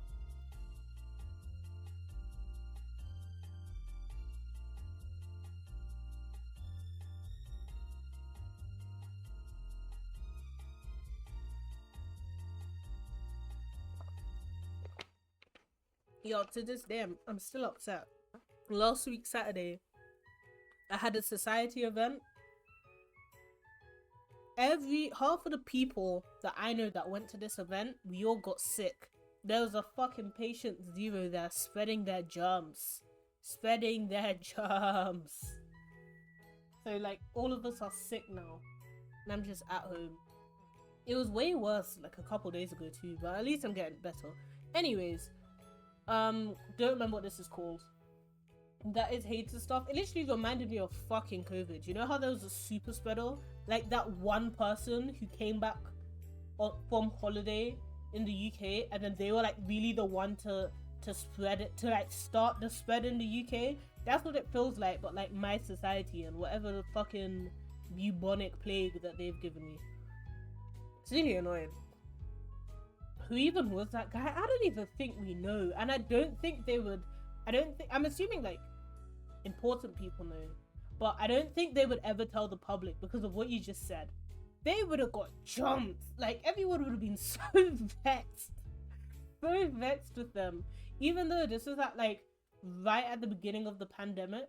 So they probably, 1, didn't even know they were sick, and 2, didn't even think it was anything more than just like a common cold, not something that was gonna shut down the whole world for the next couple of months. So yeah, we're never gonna find out who that person was, but they know who they are. Okay, this joker, it lets you play flushes and straights with 4 cards. It's alright. It's not that helpful, because like a flush, it's helpful in that it makes you get flushes and straights easier, but it's unhelpful in the fact that you want to be playing as many cards as possible because they help you get more chips and more malt. So like, it's alright. I'd put it below this. I'd prefer money. I'd prefer some times malts and plus malts. The stuff for my flushes. But it ain't that good. This one gains plus 2 malts for every time you re-roll in the shop. That's probably what this joker is for, but this joker is really useless. This one is okay actually, especially because there are vouchers to decrease the amount that it costs to re-roll, but this also requires you to have money. I've used it in the past. It's okay. I wouldn't put it super duper high, but it's scalable, so it has a higher thingy than these ones. I'd put it above the banana, I'd say. I know they have a couple of mates who know. They probably do. And if I was their mate, I would still be vexed. I'm not gonna lie, I'd still be vexed. I'd be like, it's because of you. Why I can't leave the house. I'd be like low-key hater. Low-key hater thing. Times 3 malt if the poker hand contains a diamond, a club, a heart, and a spade card. This is doable, but I've never done it. Very doable, but I have never done it. And so because of that, while it's probably a decent one for other people, because it's just relying so much on you having every single suit. Because most of the time, for example, if you look at a full house, so a full house is 3 of one card and 2 of another. So it'd be 3 kings and like 2 aces. So we'd have to hope and pray that the 3 kings would more than likely be of different suits, but not necessarily, because you can copy cards and you can add cards into your deck. So you're really just like playing with fire for me, and it's doing a bit too much. It's doing a bit too much. I would put it maybe like here. It's better than this. No, it's not. That's better than this. It's on the same level with Blackboard, where it's like you're really just hoping to be in a very specific situation in order for it to work. Oh, I know that. What about the full house? Honest to God, I never understood the poker hand until playing Balatro. Like, I used to find them so confusing, but now that I've played this game, I'm like, oh, this actually really isn't that hard. I think the biggest reason for it is they have a chart that you can use to compare the hands to like what like a demonstration of it, basically. Okay, we're on to another one of the best jokers in this game. This joker, it gains +1 malt for every tarot card used. You can so easily use tarot cards, it is unbelievable. There's literally only like a couple tarot cards that I don't use. I use most of them. There's tarot cards. There's a tarot card that creates 2 random tarot cards. So using this 1 tarot card basically adds 3 to your mall. There's another one that's similar. If you use it, it copies the last tarot or planet card that you used. So using that tarot card is +2 to your mall. Or even there's tarot cards to change the suit, and you may think like, oh, that means I have to change the suit, and what if it gets debuffed? Nope. All you have to do is just, let's say it's a star and I can change things to diamonds. All I have to do is just choose a tarot card, not a tarot card, choose a playing card that's already a diamond and quote unquote change it to diamond. Oh, tarot card has been used, +1 more. Banger, banger, banger. Banger, banger, banger. It has to go before or after Brainstorm. I'd put before Brainstorm, honestly. This is such a good plus malt joker to be scaling. Next up, we have the gift card, the gift box, whatever the fuck it wants to be called. It increases the sell value of each joker by $1. It's kind of a joker filler, kind of not. It itself doesn't help. However, if you have something like the swashbuckler, whatever it is, that can be capped by the amount of jokers that you have, this can be pretty useful. It also just means that you get more money, which is okay. It's a decent econ card. I would put it about here. I'd prefer the egg, but this is also good. I prefer the egg just because I know eventually I'm probably gonna sell the egg, while with this I probably won't be selling most of the jokers that I hold other than this. So yeah. Next up, we have this glass joker. So this joker here is very interesting. You can only have it if you have 5 or more glass cards in your deck, and it gains 0.75 malt for every glass card that's destroyed. It's hard because like I don't want my glass cards to destroy, but at the same time it's increasing by a lot. But just getting glass cards destroyed like really fucks up with the chances of getting certain hands for me. But this is still a decent joker. Like if I am gonna have a lot of glass cards, which I will for this to even be appearing, I think this is a decent one. I haven't gotten to use it yet though, but I did unlock it recently. I would put it, it's a good scalable one. I'd put it here. Because it's also just like kind of banking on your glass cards breaking. And to be fair, I've had some decent luck with my glass cards, and they haven't broken on me yet. Okay, next up we have common joker of the normal suit. So all of these is basically +3 when that suit is played. You have the greedy joker, the lusty joker, the wrathful joker, and the gluttonous one. I'm putting them all in the same spot. They're all just kind of mid. They're only useful if you're going for flushes, and they're only useful if the flush you are going for is that suit. It can be helpful every now and again to like help you choose between two cards. If let's say I was playing like a full house, I could choose between playing like a king of clubs or a king of spades based on which one would give me more malt. But just enhance the card. Like, there's no reason for this to be taking up a joker slot, really. So it's definitely below abstract, but above erosion. Erosion is such a shit joker, man. It just doesn't work with my playstyle. So while I have, where's the other one? I'm missing one.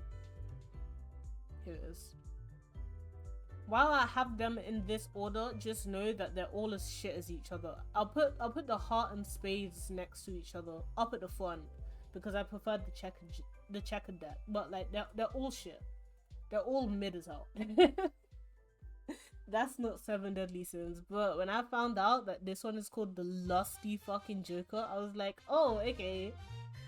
Hey yo. Next up, the golden joker.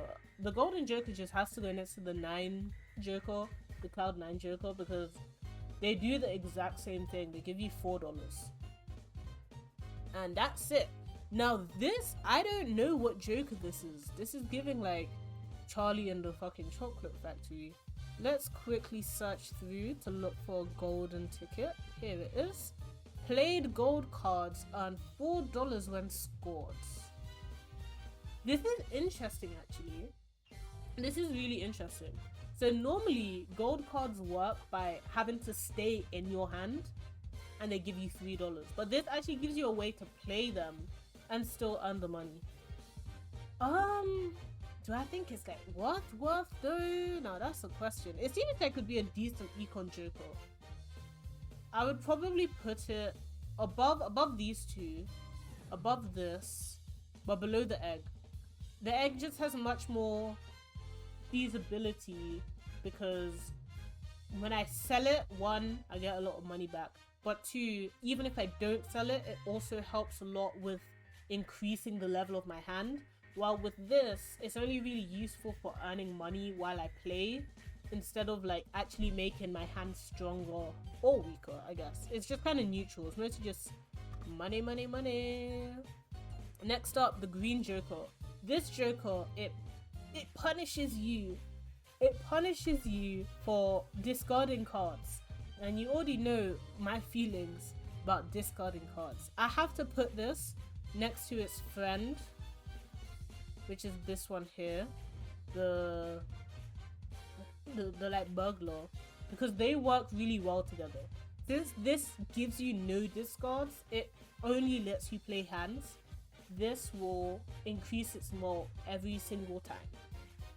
Otherwise, if you're looking for a higher type of cards, then you're better just looking for a different plus mult. Next up, I can't remember what this joker is called.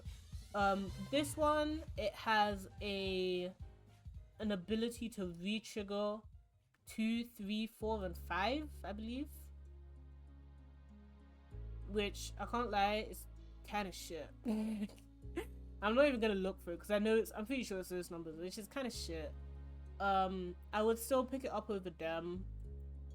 I'd prefer the certificate seal. Next up, now this joker, I didn't really see the vision before I watched Brassbeat do his speedrun.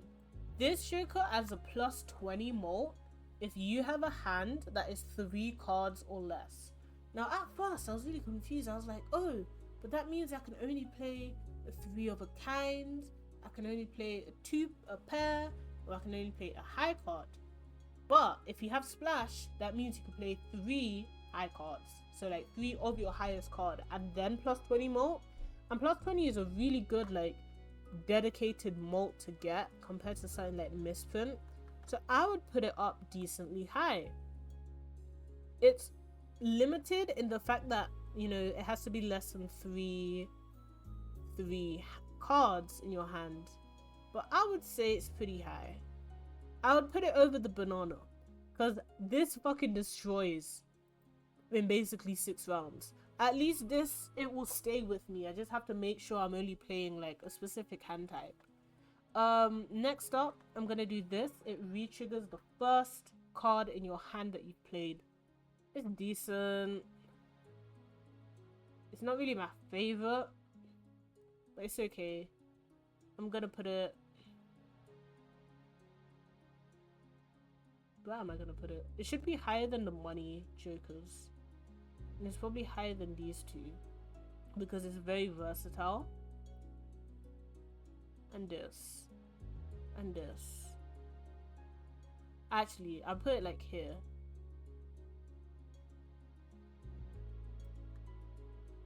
And I'll move this up. Yeah, I'm thinking that. Okay, next up we have... This has a 1 in 2 chance for every time you open a booster pack that it gives you a tarot card. Which, like, okay, cool. Helpful if you have money to be opening up booster packs in the first place. Do I want it though most of the time? Not really. I'd rather just get a tarot card. Like, I'd rather just pay for a tarot card. So I'm gonna put it above these. Less than abstract joker. Next up, high card, banger. Banger. This joker here, it increases by +5 chips to your card permanently. So if your card was 5 chips before, and then you play it, from now on, it's 10 chips. If you play it again, from now on, it's 15 chips. So it's really good, especially if you get it early game. Whew. If you get it early game, you're set. Hit the road, Jack. Joker. I actually don't know what this Joker does. I haven't unlocked it yet. I believe it's something about like discarding jacks. This Joker gains times 0.5 molt for every jack discarded this round. It has the same issue of like resetting, because it's specifically this round, so i.e. like in this blind basically, which isn't the best, I'm not gonna lie. So what was the other one that was like that again? What was the other one that was like that? There was another one that resets, but I can't remember which one it was. Oh, it was Campfire. But you'll at least be able to, most of the time, hopefully, be able to discard of at least 1 jack compared to selling cards for like 0.25 molt, which really ain't shit. But I still think it should be lower down with it because it also resets, but I think it's definitely higher than the rest of these. Next up, one of my favorites once again, Hologram. Hologram is probably the second best Joker here. It's better than Constellation because Hologram scales for the amount of cards that you add by times 0.25. For every 4 cards that you add to your deck, that increases. Compared to with Constellation, you have to open up 10. You have to play 10 cards for it to get to that same point. And with this, you still get booster packs that give you cards, just like the Celestial pack. So there really isn't like any reason for this to give a higher molt, but it does. So it goes up there. This is one of the disappearing one of the disappearing jokers. So it's there for a short while, and then if you blink, it's gone. It's okay towards the beginning of the game. It gives you 100 chips. It decreases every round. Yeah, that's really it. Next up, we have a normal joker. There's nothing special about this joker. It literally just gives you +4 more. Normal joker. Little old reliable. I'd put it here. No, I'd put it here. It's kind of mid as hell. Like, the only scenario in which you're buying it is if you don't have another plus malt that you want to use. You get this because it's guaranteed. Next up, I believe this one is it's either the chips for the pair or the malt for the pair. It's the malt for the pair. Malts for these lower hands are pretty good because they can be used. Like, this would activate for a pair, it would activate for 2 pair, and it would activate for full house, flush house, etc. So honestly, it's decent. I would say it's probably better than the flush just because it could be activated in more scenarios than the flush. This gives you, I believe it's +1 to your hand size. So there's just more cards in your hand before you like choose what you want to play. It's okay. It's going with the drunkard. There's also a voucher for this, so like this isn't as helpful. Next up, the loyalty card. Every 6 cards that you play, this is making me realize that I've played this game a lot because I really do just know most of these off the picture. The loyalty card.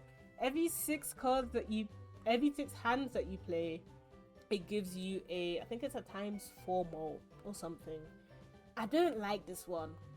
It's a high like malt times malt that it gives you, but because it's every 6 hands, you have to be very, very specific, like extremely kind of lucky or like plan around it, which I find really hard to do. So for me personally, I'd put this here. It activates more frequently than these 2 times malt. This one I'd just prefer to have that over this. This is the plus malt for the 2 pair. Similar reasoning. It activates a pretty decent amount of times. I'll put it below the flush though. Activates for 2 pair, activates for full house, and everything full house related. So yeah, it's alright. It's good. It's good. Like, I'd pick it up. I'd prefer the flush. I'd prefer the pair. Next up, popcorn. It essentially does the same thing as the ice cream one, but like malt, so that automatically makes it better. But it goes away after like 4 rounds. So yeah, it's kind of, it can only stay in the middle. Next up, we have Palindrome. This one makes all of your jokers, not all of your jokers, all of your hands act as a face card, which is very high risk, high reward. There's another joker here, Smiley, that adds +5 to each played face card, but with this, every card counts as a face card, so you can add +5 to everything. But then the issue is, there are boss blinds that debuff face cards, and then this becomes useless, and you basically have to sell it, because then all of your cards in your hand are now unplayable. So for that reason, I'm gonna put Palindrome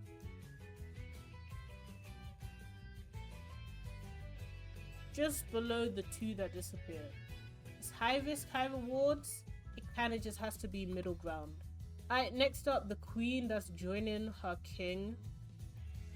Get rid of these fucking jokers that are taking up slots, talking about, oh, I'll give you this if you hold a queen in your hand, if you hold a king in your hand. No! I want to play them. That is the whole point of a face card. Get them out of here. Next up, we have Photograph. Photograph is a really good one. I would put it just below baseball, just because, as you can see, I do like some uncommon jokers. So baseball tends to be a bit better than face card for me. Not face card, than photograph for me. But photograph gives ×2 more for the very first face card in the hand. That's basically it. It's good. It's good. Definitely use it if you come across it. Let's do the face one that I was talking about earlier. The face one is good. I would put it honestly above these three, just because of how much I personally play face cards. Because of that, this becomes really good because it's essentially a +25 malt joker, because I only really play face cards more than anything. This turns face cards into gold cards when they're played. It's just a money thing. It's really just a money thing, and I prefer the guarantee of gold joker and Cloud9 than like risking it all for the biscuit with this one. So that's me. Smeared joker, as I said, it makes all the black cards count the same and all the red cards count the same.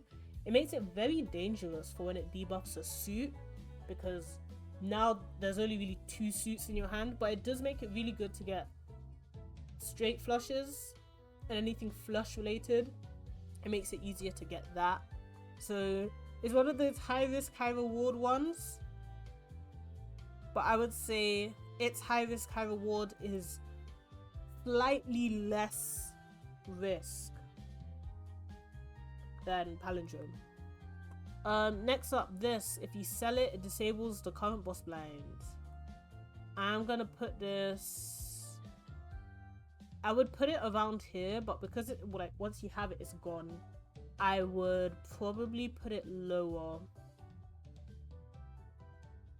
I'd put it like here. It's one of those things where, like, yeah, it's decent to have when you have it, but like you can very much live without it. Mid as hell. Next up, a joker that I unlocked recently but I haven't actually been able to use yet, the diamond joker. So every time you play a diamond, it gives you $1. So it's really just a money joker, an econ joker, but I think it's better than these ones. I think I'd prefer it over the golden ticket. Next up we have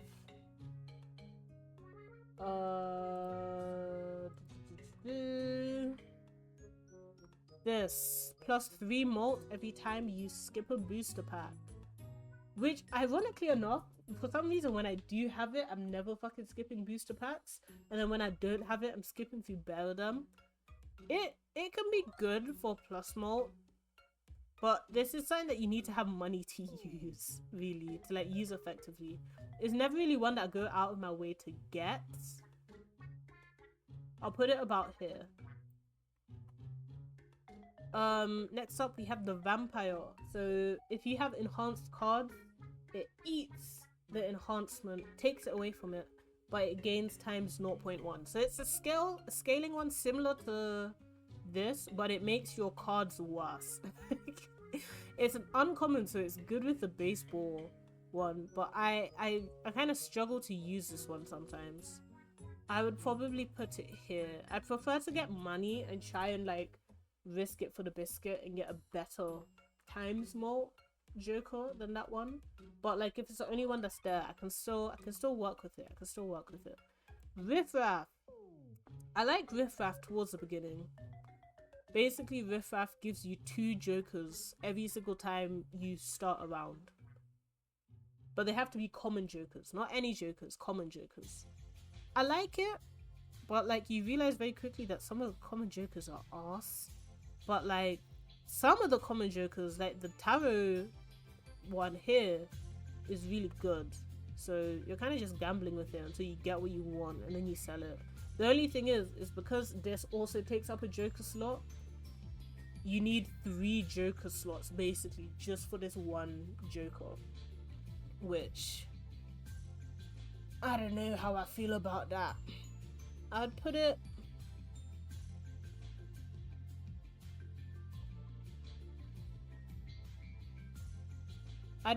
here. There's some money things I'd prefer to just get over this. I can just get a different joker, but it's still decently good. Oh, hydrate. Gambling in my Balatro game is more likely than you think. Apparently it had a lot of controversy when it came out for like promoting gambling, which is crazy to me because I'm like, guys, it's just poker, and there's actually a lot of games that's based off of poker that aren't gambling. Like gambling is with money or something along those lines, like with the like CSGO skins, like that's gambling. This is really just playing poker, like no strings attached. Like by that logic, basically all card games that you could play with money as well, all of them are also gambling. So I really don't know. I don't even understand how it became a conversation, really. Alright, next up, Odd Todd. Odd Todd is a really good joker. It's definitely up there. It's a chips joker, which, as you know, I'm not a big fan of, but it's basically the odd version of Even Steven. Every odd joker that you have in Joker, every odd card that you play, it gives you plus 31 chips. So if you have 5 cards in your hand that you've played, then that's at least 155 chips. So really good. CSGO skins ruined the generation. I know there's so many people that got addicted to gambling from that fucking game, man. It's not even really a game, like it was like a subsection of a game, really. What do we want to have next? This banger joker. Banger joker. Plus 15 when you have no discards. Banger joker. I'm trying to like low-key speedrun because I really want to get onto Fortnite because it's nearly 11 p.m. So let's do a speedrun round. What is it that the influencers do when they're like review a silent review of the thing? And then this is shit. This is real shit. All the sweats are on at midnight, I know, and especially because the new mode just, not the new mode, the new season just dropped. Like I really want to see what it looks like. Actually, this is a really shit joker. I don't like this joker. There's so many things I'd rather get instead of that. Wii joker, useless. Every time you play it 2, it gets chips, useless.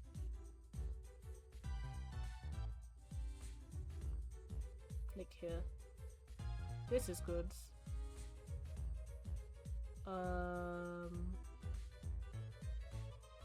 Let's put it there. Oh, interest. Oh shit. Where'd it go? Wait, oh, it's over here.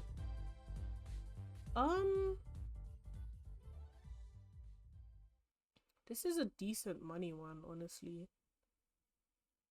I'll probably put it like here. Here. Actually no, maybe even like here. I really like this because I always need more money. This is kind of shit. Let's put it here. I almost thought they put King Von in it. I don't know anything about this season. Like, all I know is it's called like fucking Fortnite Lawless or something like that, I believe. So I don't know if they're all like criminals. I'm pretty sure my game was updated. I hope my Fortnite is updated. I just want to see, even if I only get to play like one game before hopping off for the night, like I really want to see what it's like.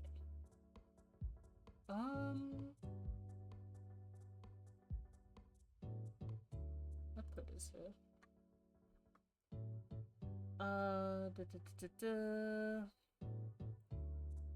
Tarot card if you're broke. Where would I put tarot card if you're broke? Probably like here.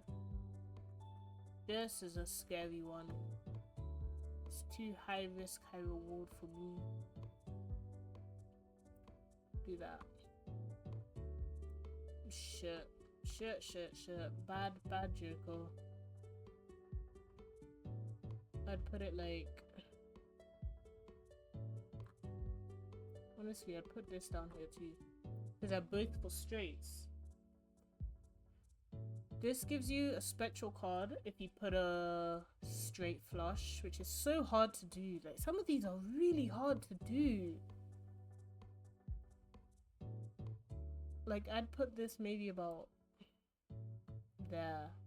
Like, I really wouldn't use this. I don't know what Joker this is. This gives you money. It's a decent econ. It's probably one of the worst econs though, so I'd put it there. This gives you plus chips and plus malts for having an ace or playing an ace. So I'ma put it...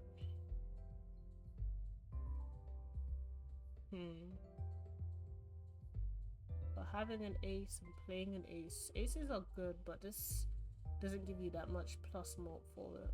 And it's specific to that one card. Put it like here. This has to go with the rest of its buddies. They had O'Block in the background. I have no clue who snuck it in. I can't lie, I'm so excited to actually see it. I've seen like the Fortnite YouTubers that I watch. Fucking hyperfixation, man. That guy works way too hard. Way too hard.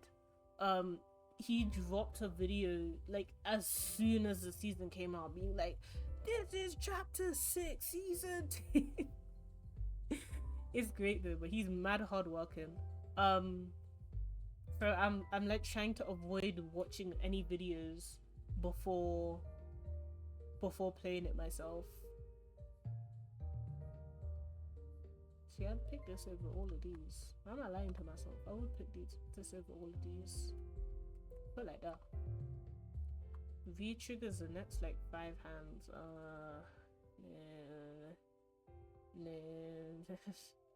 Nah.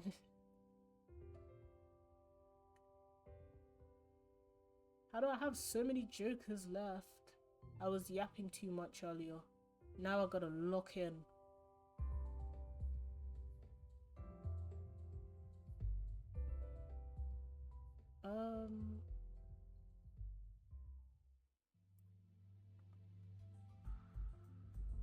Do they get it beforehand or are they that efficient? I'm assuming it's just them being that efficient. I know that's Hyper PK. He does videos from his streams. So it's like a stream that's turned into a video. Like a stream highlight type video. That's what he does for most of his content. So I'm pretty sure for that it's more efficiency than getting it beforehand, but I wouldn't be surprised if... Actually no, I know for Fortnite they definitely don't get it beforehand. I don't think Epic rates creators that much, because from what it sounds like, it even sounds like it's still really hard to just get like a skin. Even as like some of the bigger creators, it's still really hard to get a skin. So I don't know, I don't think Epic is that nice to him. Where's that 2-pair malt? This is a better version of it. Actually, no, I'd put that down now. Swashbuckler. Next to his egg. It's pretty decent. Actually, no, higher than the egg. Like that. This is an econ. Oh, what's the econ? I wonder how they get real people on board to get themselves as skins. I don't know if I would get Queenie as a skin. Like if I could ever get her as a skin. I don't know if I would. I feel like she wouldn't translate well. At least not this model. Maybe the other one where I had like, you know, the suit and tie.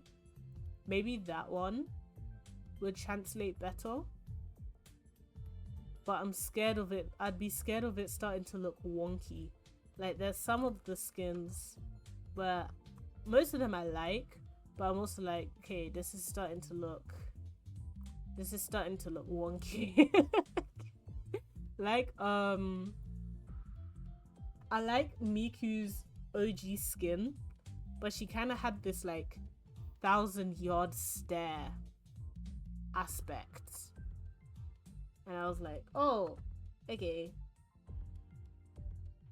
Hey, Ariana Grande, Lewis Hamilton, Ninja LeBron. So what we want to ask, to be fair, with the artists and the streamers, it's probably much easier to do it for them, especially for the artists, because at the minute they're having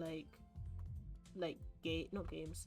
They have that mode, Fortnite Festival, that's specifically for playing music. So they're probably just like, oh, like for example, in Chapter 2 Remix, they made a mode that, or like the whole season was surrounding music artists anyways. So they're probably just like, hey, do you want a good opportunity? would you like a good opportunity? I was about to say Travis, but I think he was on Roblox. No, I think Travis Scott is also in Fortnite. I think he was a very hard skin to get. I think it was like very limited edition. Like he was only there for a short amount of time. I don't think he was there for very long. They need LeBron mode.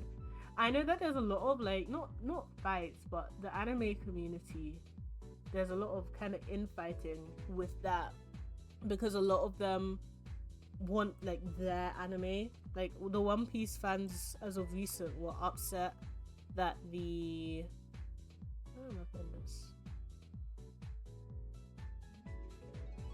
One Piece fans were upset that Kaiju number 8 got into Fortnite before One Piece did. So like that's an example of it, of like it kind of causing infighting. I'll pick this over these, like that. This is a decent, this is a good econ. Should I put it like that?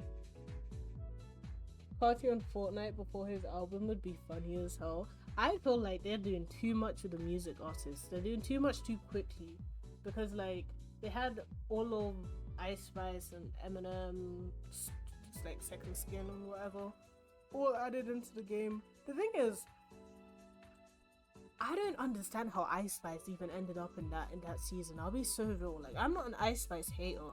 Like, you think you the shit, bitch? You don't even the fart. Like, I don't even have beef with her, or it's not like I dislike her music or anything. But it's just like, when they tweeted about it, they were like, oh, welcome in the this should not be this high. They were like, welcome in the like legends of the music industry. And then it was Ice Spice, and I was like, one of these things is not like the other at all. Like Snoop Dogg, I get. Eminem, I get. Juice WRLD, kind of a sneak in my opinion, but I also get that he's really popular. Ice Spice has fell off hard, very hard. And I'm like, if we're talking about female rappers, she ain't even really the rapper that people are thinking of. People are thinking of Nicki. People are thinking of what's the other one? Cardi. Ice Spice? Innit, Meg? Ice Spice? Like, it was so random. Literally, when I first heard it, I was so shocked, because I was like, really? No Nicki? Really? Mods, hit me out, please. Don't worry, I got you. Like, if we're really talking queen of rap, Nicki's the first person that comes to mind. Literally. So I kind of don't get how she got there. But I did still like her addition to the game. I liked the stuff that it gave you. Yeah. Like, it was still fine. But I just remember when it got released, I was like, what the fuck? Like, okay, that's a little bit random. This gives +7 more for each club that you play. So it's definitely a better version than these. And it's definitely higher up than this diamond thing. But it's so specific at the same time. I'd put it here.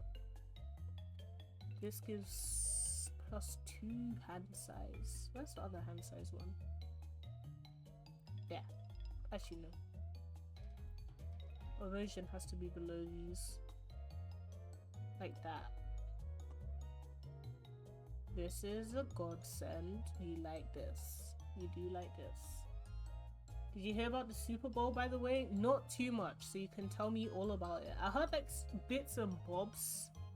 I can't lie, I still find it crazy that Kendrick performed Not Like Us at the Super Bowl. Are we so raw? I find that insane. Like, I actually find it insane that he was able to do a song basically calling someone a you know what. And it's not even like I was speaking with my mom about this, and I was like, yeah, a lot of people seem to agree with the statement, but it's not even like it's like a convicted thing. Like it's not like it's R. Kelly where everyone's like, yeah, that's literal facts. That was what, the biggest Super Bowl halftime show ever. Like, it broke Michael Jackson's world record. And that's the like, how did that happen? How did that happen? Like, honestly, how did it happen? So baffling. Me and a friend watched it together, and I was going crazy for K-Dot's performance. I heard so many good things about it. There was so many people involved in it. I kind of just assumed it was just kind of gonna be him just performing. But then, what's his name? The guy with the lisp. What's the black guy with the lisp called again? The one in Kingsman. I've forgotten his name. The black guy with the lisp, the actor, and the tennis player, Serena Williams. Like, there were so many random people. I was like, damn, what are y'all doing here? I didn't end up watching the performance, though. I did not end up watching the performance. Destroy it and get $3. Put this like here. This is the plus more.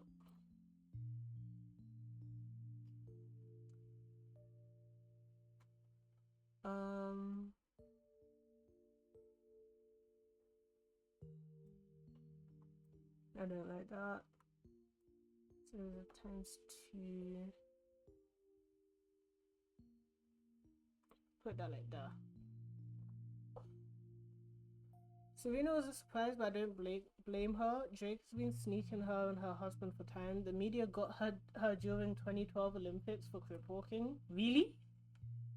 Really? That's so crazy. This is random law. To this day, this is so unrelated, but literally just because you said 2012, so I'm thinking about it. To this day, I am still so upset that I decided to be 8 years old in 2012.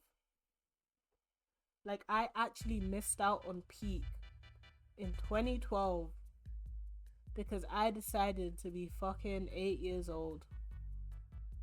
Why? Why did I decide to do that?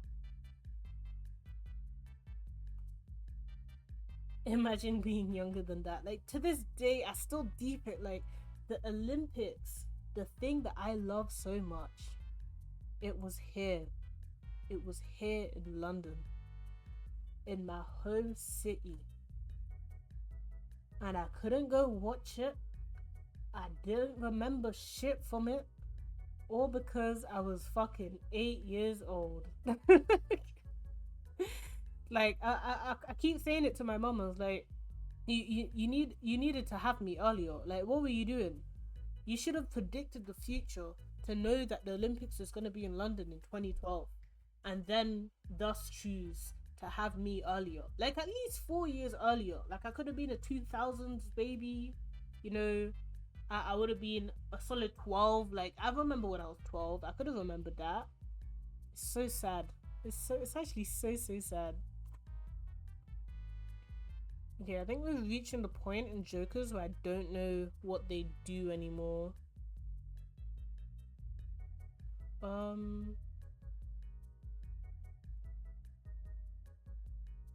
have not had this Joker do jack shit for me, so I don't even know why I'm putting it up here. In concept, it sounds like it would be helpful, but like it's kind of just not. You have to get very lucky with it.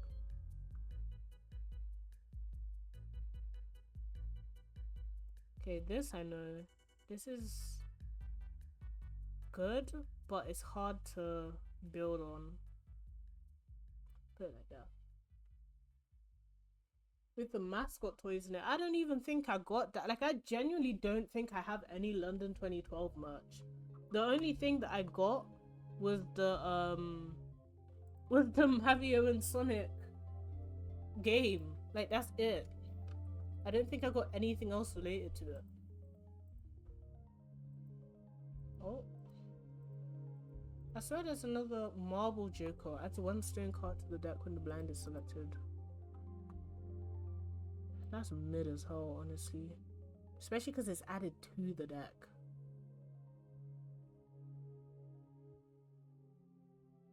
Like, I prefer it over the straight. And over erosion. It's right there. All I remember from that period was me on a train with the toys and learning the existence of the Olympics. I always knew of it because I'm Jamaican. Especially because it's like born in the era of Usain Bolt. You come out the womb. Came out the womb knowing about the Olympics, specifically about sprinting. Because of all of the famous athletes that we have. It is so sad, man. And then the next one that I'm upset about is the World Athletic Championships was also in London, and I didn't go and watch it in person. I didn't. Let me double check when it was. World Athletics Championships. It was in London recently. 2017. And I remember watching it on TV, and I'm like, I look back on it now, and I'm like, bruh, what the fuck are you doing watching it on TV when you could have been there? You could have begged and pleaded at least, like, didn't even try. It's so sad. It's actually so sad. Okay, I actually think I'm gonna leave these ones unranked, because I kind of don't know these ones, and I haven't really used. I know this one. This is shit. I don't like this. I really wouldn't pick this up for any reason. I should have made my D tier like things that I just would never pick up. That's what I should have done. Where the fuck should I put this? Like, I really don't like this one. I guess there. No, I know this. Gives plus 25 shits for each. No, that's useless too. You are also useless. Like, their levels of useless. And then that's the still one. Like, I'm sorry I keep like flash jump scaring you with the fucking fish from Pinocchio, because I was watching a TikTok before stream, and they were like, oh, the fish used to be so hot in Pinocchio. Look how they downgraded her. And I was like, the fish from Pinocchio.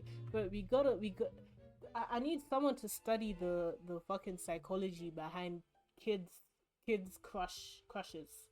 Cause what the fuck? The fish from Pinocchio was hot. That was the word they used, hot.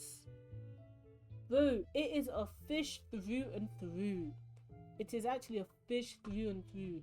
It's like when people are like, oh, I used to have a crush on the number 4 from Numberjacks. What do you mean you had a crush on the number 4 from Numberjacks? How the fuck are you having a crush on a number? Like, actually doesn't make any sense. It doesn't fucking make any sense. Like, I don't get it. I don't even have like childhood crushes like that, like outside of the anime ones. And at least the anime ones make sense because they're people. They're all people.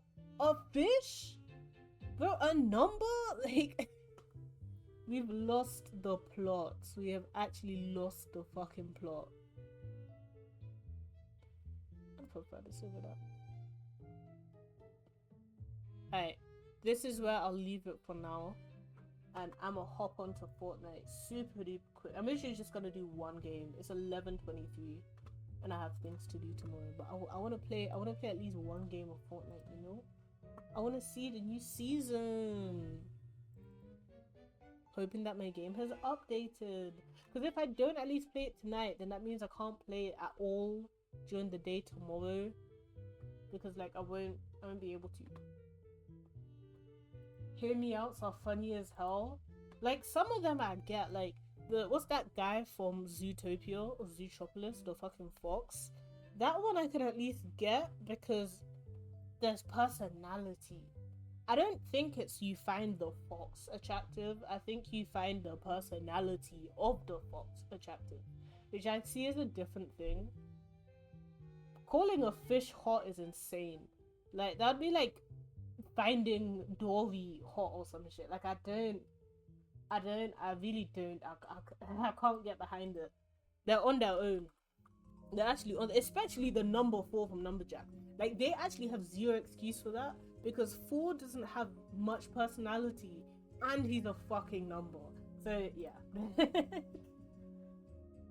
What to even call this?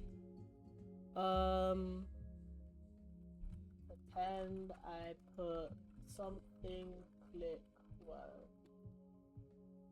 Got it. I'm emotionally scared from the Zootopia. Is there like a infamous Zootopia fanfic or something that I don't know about? No, the weaker links are the humanish ones. At least be honest in your freakiness. But the thing is, I don't even see the humanish ones as hear me out. Because I'm just like, well, you like them because they look like you and they have a personality or trait that you like. But like, for a number, I actually can't get over this. A number, the number 4. Like that's gotta be a new level of crazy. Like I've heard a decent amount of Hear Me Out, so I'm like, you're on your own with that. Like that fish from Finding Nemo, the one with the scar. That's one where I'm still like, yeah, you're on your own. You're on your own, friend. But like a number, I still can't get over it. A number is fucking crazy. A number is actually insane.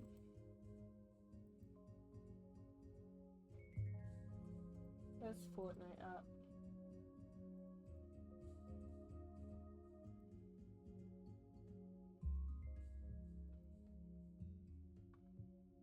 Zootopia thing was a comic about the rabbit having a ball. What the hell is going on, bro? What in the world? Oh, it's up. Yeah, Fortnite. Let me stop the music too, actually. We will be doing exactly one game. Well, let's see how long the game lasts.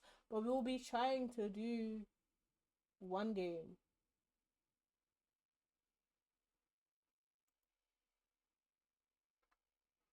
It was one panel on Twitter and I've never looked at that movie the same since. Now, Twitter is the number 1 place I just like destroying things that were normal or making you think of things and know random things that you probably shouldn't know. Like, I don't know if you remember that one sound and it was like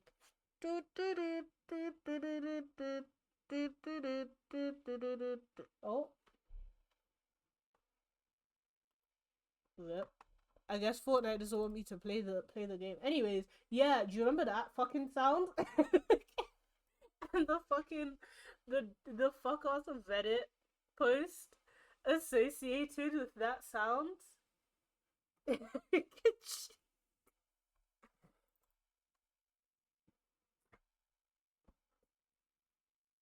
But Reddit and Twitter are actually two sides of the same coin. Redditors like to pretend that it's not, but I'm actually cooking. They are two sides of the same coin because they both like to do the same crazy shit. Like when you're looking at the Am I the Asshole series, they be saying Am I the Asshole for either the most simplest stuff where it's like clearly you're not the fucking asshole, or they be saying it for shit where they're fucking crazy. They'll be like, am I the asshole that I washed my spoons? And you'd be like, well, no, because you fucking like washed the dishes. Why would you be the asshole? And then there'll be another one. It'll be like, am I the asshole for disowning my children for just being happy and kicking them to the streets and like stabbing them twice? Yes, very much so. You are. What the fuck? It's the same exact vibe that's on Twitter. Like there's some stuff where people have like beef and get cancelled for genuinely the most stupidest of things, but then there'll be like other sides where people have done like the most horrendous things, but simultaneously all of a sudden no one gives a shit. It's crazy. It's actually crazy, and this is why on Twitter I just stay in my lane. I just be tweeting about me. I just be tweeting about me and nothing else. But why is this game fighting me? Please, I just want to play Fortnite, man. Let me turn the music back on.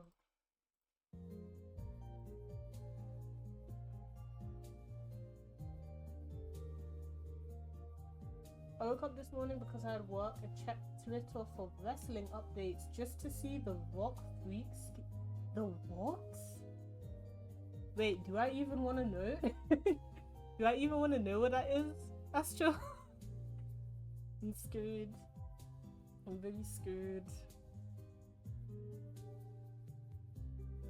But game, please open up, man. Let me play Fortnite. Holy shit.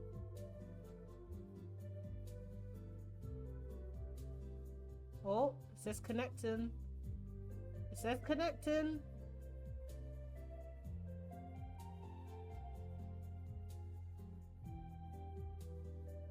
He was told someone he wants his soul and then cut to...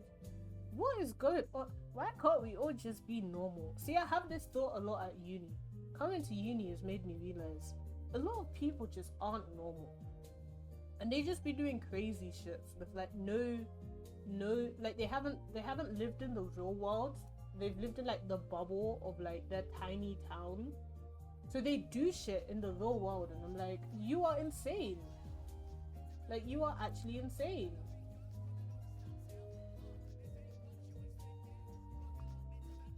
Alright. Let me stop the music.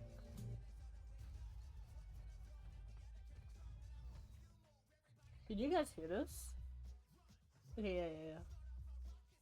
Alright, let's skip the trailer. We don't wanna watch this. We just wanna get in. Oh yeah, Fortnite crew. I fucking forgot I had that.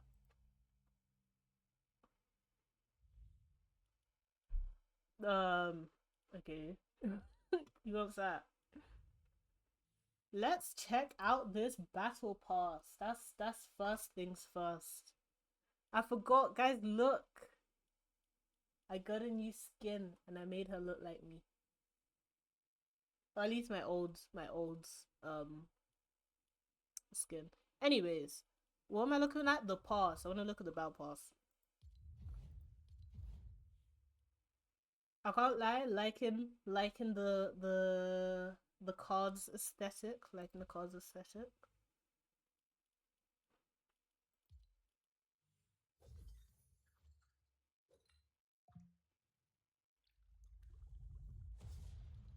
That's not a bad skin. Yes, sir. Queenie's in Fortnite now. Sorry, let me close. I'm gonna try to close some of my tabs on the side to make the game run nicer.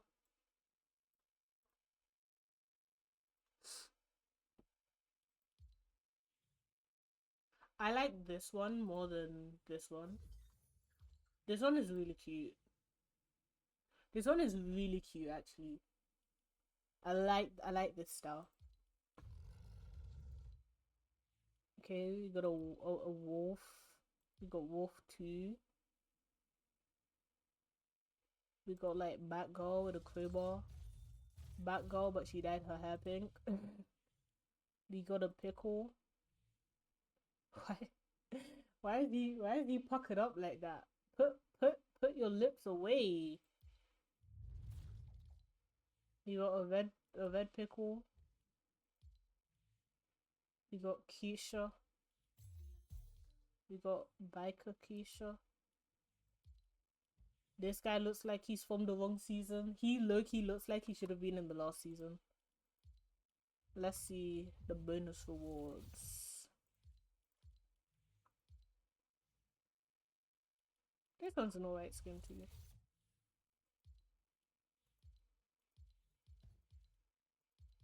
And then those unlock later. Outlaw Midas. Oh shit, okay. Don't know why he's glaring at me like that. Like I'm the one that fucking took his eye. Okay, that's not bad, honestly. Let's do a game of no build. Let's watch me get jumped in no build. I just want to see what the map is, and I want to see what type of weapons we're rocking with too. And then I'll probably end stream, but I'll low-key like ping in the server and be like, hey, does anyone want to play some more Fortnite? Maybe just a teeny tiny bit. It's so interesting because obviously I haven't been playing the game for long, and I only started playing 2 seasons ago during chapter 2 remix, which was a very different experience compared to the last season. So I'm interested to see how this one is. Jumped in the first 5 seconds? No, because literally my first game of the last season, I dropped in a house, and then I raced someone for a chest, and they got it, and they killed me. And I was like, damn, okay, rip.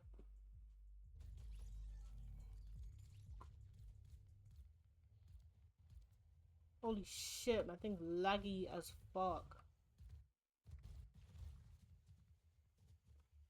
Bro, why is this so laggy? My game isn't normally this laggy. Let me try closing some more things.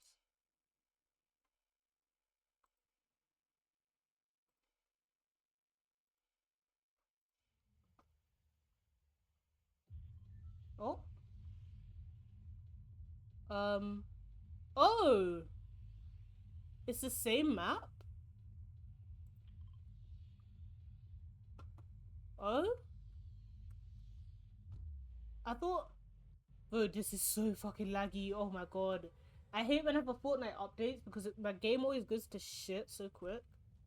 I thought this was gonna be like a completely different map. I didn't realize it's the same one. So is this kind of like remix then?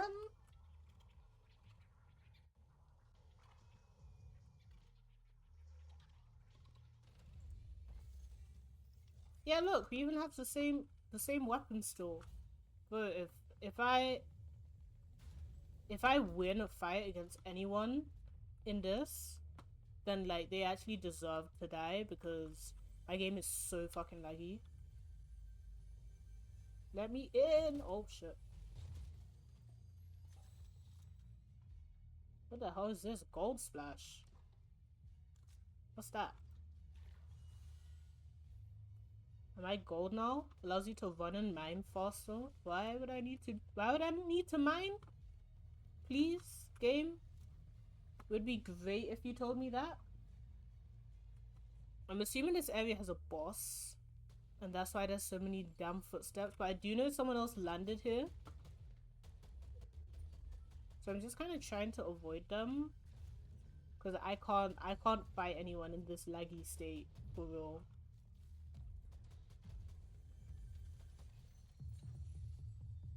Bro, who's with the fucking heavy ass footsteps? G's and P's, bro. I think you need some like light up pulse scanner. What's that?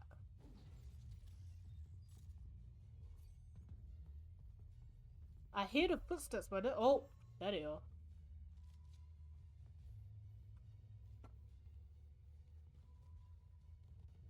I lost them. Where'd they go? There they are. Bro, come back here. Oh shit. Oh my gosh.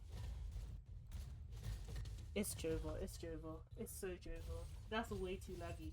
That kind of makes me sad though. I thought that this was gonna be like a whole new map and a whole new. I didn't realize it was kind of like a, well, not an update. Maybe this is a half season. I have a sneaky suspicion that this is a half season, and it won't be here for that long. Because what, January, February, March? Yeah, because all of the stuff opened up mid-March. And last time, they all opened up in like 2 months. So I'm going to assume that this is a half season. That's what I'm going to do. But yeah, I will end stream now because it's getting really late. And I'll probably play a little bit off stream. But thank you all to coming.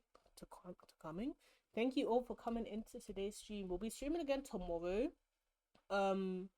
We'll be streaming some Tears of the Kingdom, as you know. If you haven't gone and seen my TOTK video that I posted on YouTube, you should go and see that, preferably.